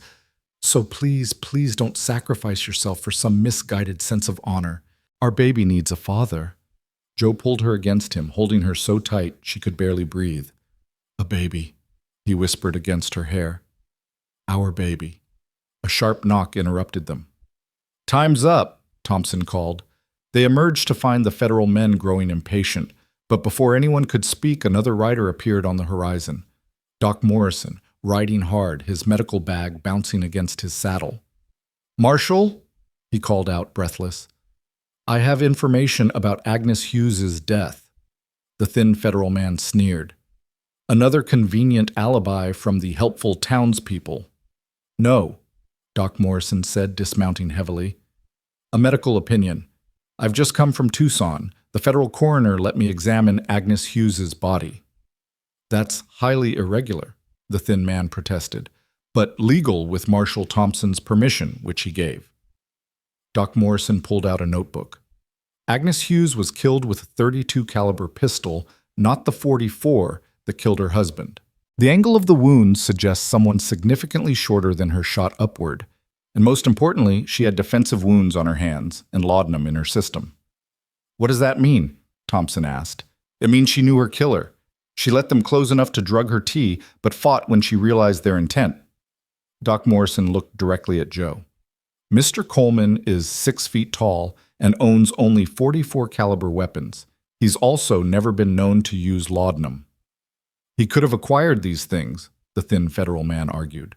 "More importantly," Doc Morrison continued, "I have 3 witnesses who saw a woman in widow's weeds leaving the hotel near the time of death, a small woman with dark hair." Sarah's mind immediately went to Kate, but Kate had light brown hair and she wasn't particularly small. "Who else would—" "That would be me," a voice said from behind them. Everyone turned to see a woman approaching on foot from the direction of town. She was indeed small, with dark hair, wearing the black dress of mourning. But it wasn't Kate Morrison. It was Maria Rodriguez, the elderly Mexican woman who'd been Joe's housekeeper before Sarah arrived. "Maria," Joe said, shocked. "What are you doing here?" The old woman walked steadily despite her age, her face serene. "I am here to confess, Senor Coleman. I killed Agnes Hughes." The silence was absolute. Then everyone began talking at once. Marshal Thompson restored order with effort, then faced Maria. "You're confessing to murder." "See? Yes, I shot her 3 nights ago in Tucson." "Why?"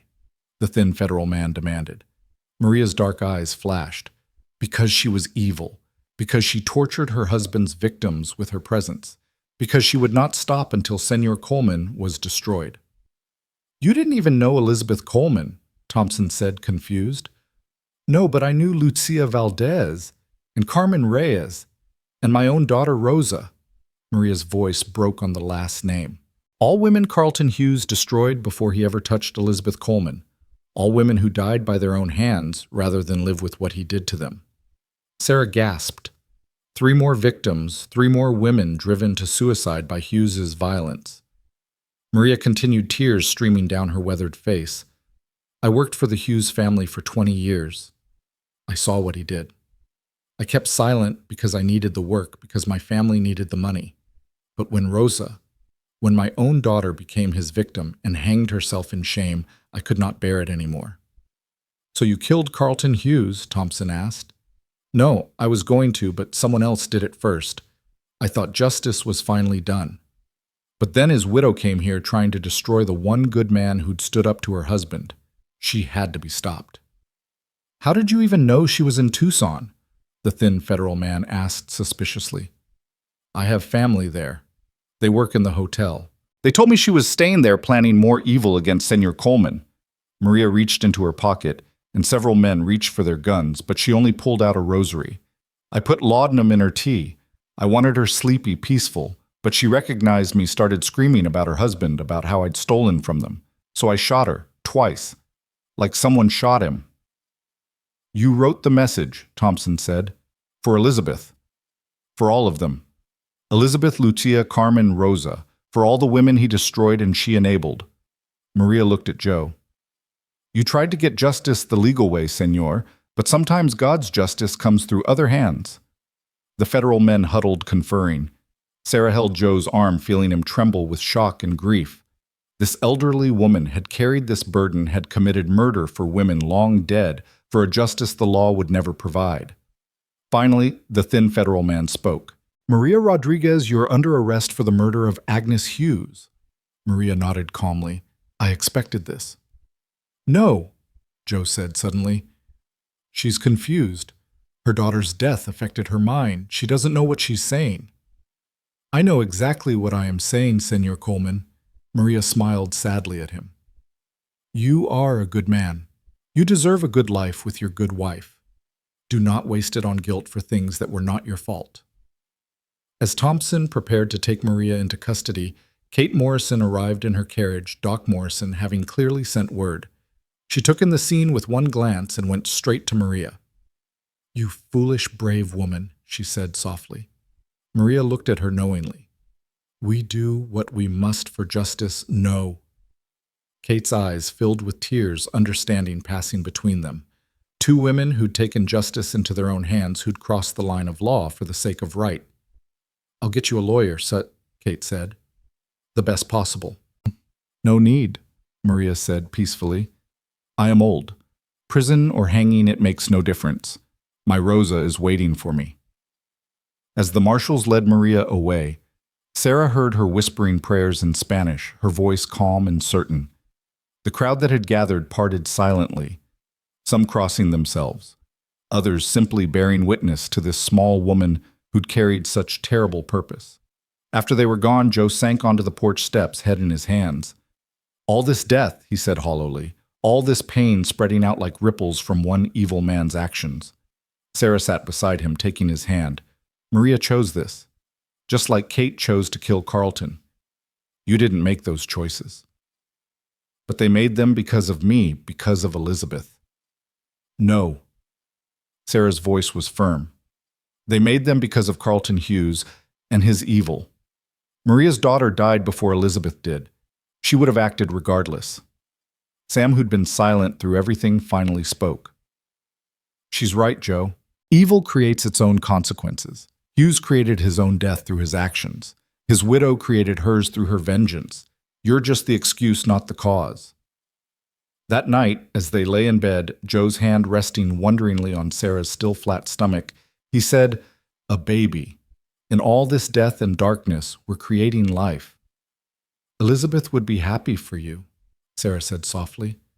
How do you know? Taught. Sarah thought of the journal of Elizabeth's words of love for Joe, her wish for his happiness even in her darkest moments. Because she loved you. Real love wants happiness for the beloved even after death. Do you think Maria will hang? Sarah considered. She's elderly, clearly acting from grief. She might get mercy. She doesn't want mercy. You heard her, she wants to join her daughter. They were quiet for a moment, then Joe said, I want to name the baby Rosa if it's a girl, for Maria's daughter, for all of them. Sarah turned to kiss him. And if it's a boy, Samuel, for your brother, for family that survives. The trial of Maria Rodriguez became the talk of the territory. The elderly woman stood proudly in court, refusing her lawyer's attempts at an insanity defense, insisting she'd known exactly what she was doing. She spoke eloquently of her daughter, of the other victims, of the years of silence that had eaten at her soul like acid.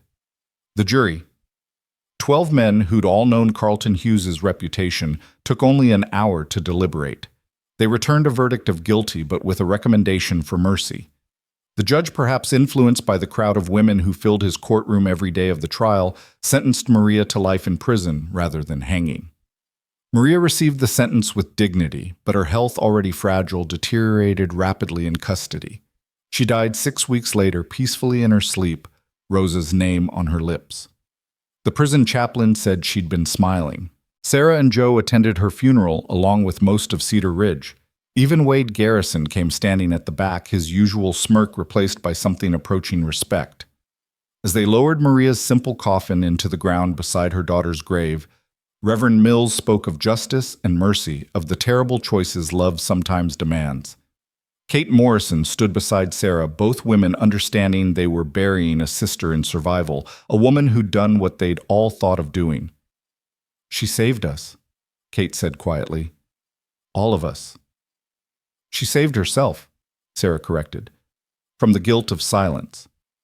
As spring arrived, Sarah's pregnancy became obvious, her body swelling with new life. Joe was tender with her, protective, but not smothering, treating her pregnancy like the miracle they both knew it to be. The ranch prospered, their garden bloomed, and slowly the shadow of the Hughes family faded. Sam visited regularly, working Joe's ranch between his own jobs, building a relationship with his brother-in-law based on mutual respect and shared love for Sarah. He was there the morning Sarah's water broke, riding hell for leather to fetch Doc Morrison, while Joe held Sarah's hand through the contractions. "I'm scared," Sarah admitted as the pain intensified. "You're the strongest woman I know," Joe said, kissing her sweat-dampened forehead. "You survived Thornton. You stood up to Agnes Hughes. You rebuilt yourself from nothing. You can do this." The labor was long and difficult, but Sarah thought of Maria Rodriguez, of Elizabeth Coleman, of all the women who'd suffered and survived or died trying. She would not let their sacrifice be in vain. She would bring this child into the world, would raise it in love and strength, would teach it that sometimes justice comes in unexpected forms. When Doc Morrison finally placed the squalling infant in her arms, Sarah wept with joy and exhaustion. "It's a girl," the doctor said, smiling. "A healthy, perfect girl." Joe's eyes were wet as he looked at his daughter, this tiny person who represented redemption and hope. "Rosa," he said softly. "Rosa Elizabeth Coleman." "She's beautiful," Sam said from the doorway, his own eyes suspiciously moist. "Looks like her mother." "God help her then." Sarah laughed through her tears. As she nursed her daughter for the first time, Sarah marveled at the journey that had brought her here. From a desperate mail-order bride to a battered woman fleeing abuse from a housekeeper to a wife from broken to whole, or at least whole enough to create new life. Kate Morrison visited the next day, bringing a beautifully embroidered blanket. "For Rosa," she said, admiring the baby. "May she never know the pain we've known." "She'll know pain," Sarah said realistically. "But she'll also know she's loved. She's valued. She's worth fighting for." Kate smiled sadly. "That's all any of us really need to know." As summer ripened into fall, Sarah stood in her garden, Rosa sleeping in a basket beside her, watching Joe work with the horses. He moved with easy grace, no longer carrying his grief like a visible weight. He would always mourn Elizabeth, just as Sarah would always carry the scars of Thornton's abuse. But they'd learned to build happiness on the foundation of sorrow, to create beauty from ashes. Sam had taken a permanent job at a neighboring ranch close enough to visit weekly to be the uncle Rosa deserved. He was courting Martha Murphy's niece, a sweet girl named Claire, who didn't mind his rough edges. Sarah had hopes of a wedding by Christmas. Wade Garrison had surprisingly become almost civil, tipping his hat when he saw them in town, no longer making crude offers or implications. Maria Rodriguez's dignity in the face of death had affected even him, apparently. The legal troubles were past. The Hughes family's influence finally ended with Agnes's death and Maria's confession. There would be no more marshals at their door, no more accusations or threats of extradition. They were free to live their lives in peace. That evening, as Sarah prepared dinner with Rosa cooing in her cradle, Joe came in from the range. He kissed Sarah first, then bent to touch his daughter's tiny hand. The baby gripped his finger with surprising strength, and Joe's face softened with wonder that hadn't diminished in the 3 months since her birth. "How did we get so lucky?" he asked. Sarah thought of all the pain that had led them here, Elizabeth's suicide, Thornton's abuse, the violence and accusations, and fear. Lucky seemed the wrong word. "Not lucky," she said. "Blessed. Blessed by the sacrifices of others, by the courage of women like Maria and Kate, by the community that chose justice over law. We're here because people fought for us, died for us, lied for us." Joe nodded slowly. "Then we owe it to them to live well." "Yes," Sarah agreed. "We owe them happiness." As the sun set over the desert, painting the mountains in shades of gold and crimson, Sarah stood with her husband and daughter, thinking of Elizabeth's journal, of the question the dead woman had posed. Can you rebuild a person from broken pieces, or do you just create something new from the wreckage? The answer, Sarah knew now, was both. She was not the naive girl from Illinois, nor was she Thornton's victim. She was Sarah Coleman, wife, mother, survivor. She was built from broken pieces, yes, but the breaking had revealed strength she'd never known she possessed. The wreckage had become foundation. The scars had become stories. The pain had become purpose. Rosa began to fuss, and Sarah picked her up, holding her daughter close. This child would grow up knowing she was loved, that she had worth beyond what men assigned her, that justice sometimes came from unexpected hands. She would know her namesake's story, not just the tragedy, but the courage. She would understand that sometimes the law and justice were different things, and that women throughout history had navigated that difference with wisdom and strength. Joe wrapped his arms around both of them, his chin resting on Sarah's head. "What are you thinking?" "That we've come so far from that day you found me at the stage depot." "You found yourself," Joe corrected. "I just gave you space to do it." Sarah turned in his arms, looking up at the man who'd offered her dignity when the world wanted to destroy it. "We found each other." As stars began to appear in the darkening sky, they went inside their home, not a house of sorrow anymore, but a home of second chances. The ghosts were still there, would always be there, but they were peaceful ghosts now, satisfied that justice in its own way had been served. Tomorrow there would be chores and challenges, the ordinary business of living. But tonight, there was peace. Tonight, there was love. Tonight, there was hope. And in the end, Sarah thought, as she nursed Rosa by lamplight, while Joe read aloud from a book of poetry, hope was the greatest justice of all. Hope that the future could be better than the past, that love could grow from loss, that broken people could create whole families. The desert wind whispered around their adobe walls, and Sarah could almost hear the voices of the women who'd made this possible. Elizabeth Maria Rosa Valdez and all the unnamed others who'd suffered and survived or died trying. Their sacrifice had not been in vain. Their story continued in this child, in this marriage, in this life built from the ashes of tragedy. "I love you," she told Joe, the words still feeling new and precious after months of marriage. "I love you too," he replied, marking his place in the book to look at her fully. "Both of you, all of us." It was a simple exchange, but it held volumes, acknowledgement of the past, acceptance of the present, promise for the future. They were a family forged in fire, tested by trials, and ultimately triumphant, not because they'd won, but because they'd survived and chosen to thrive.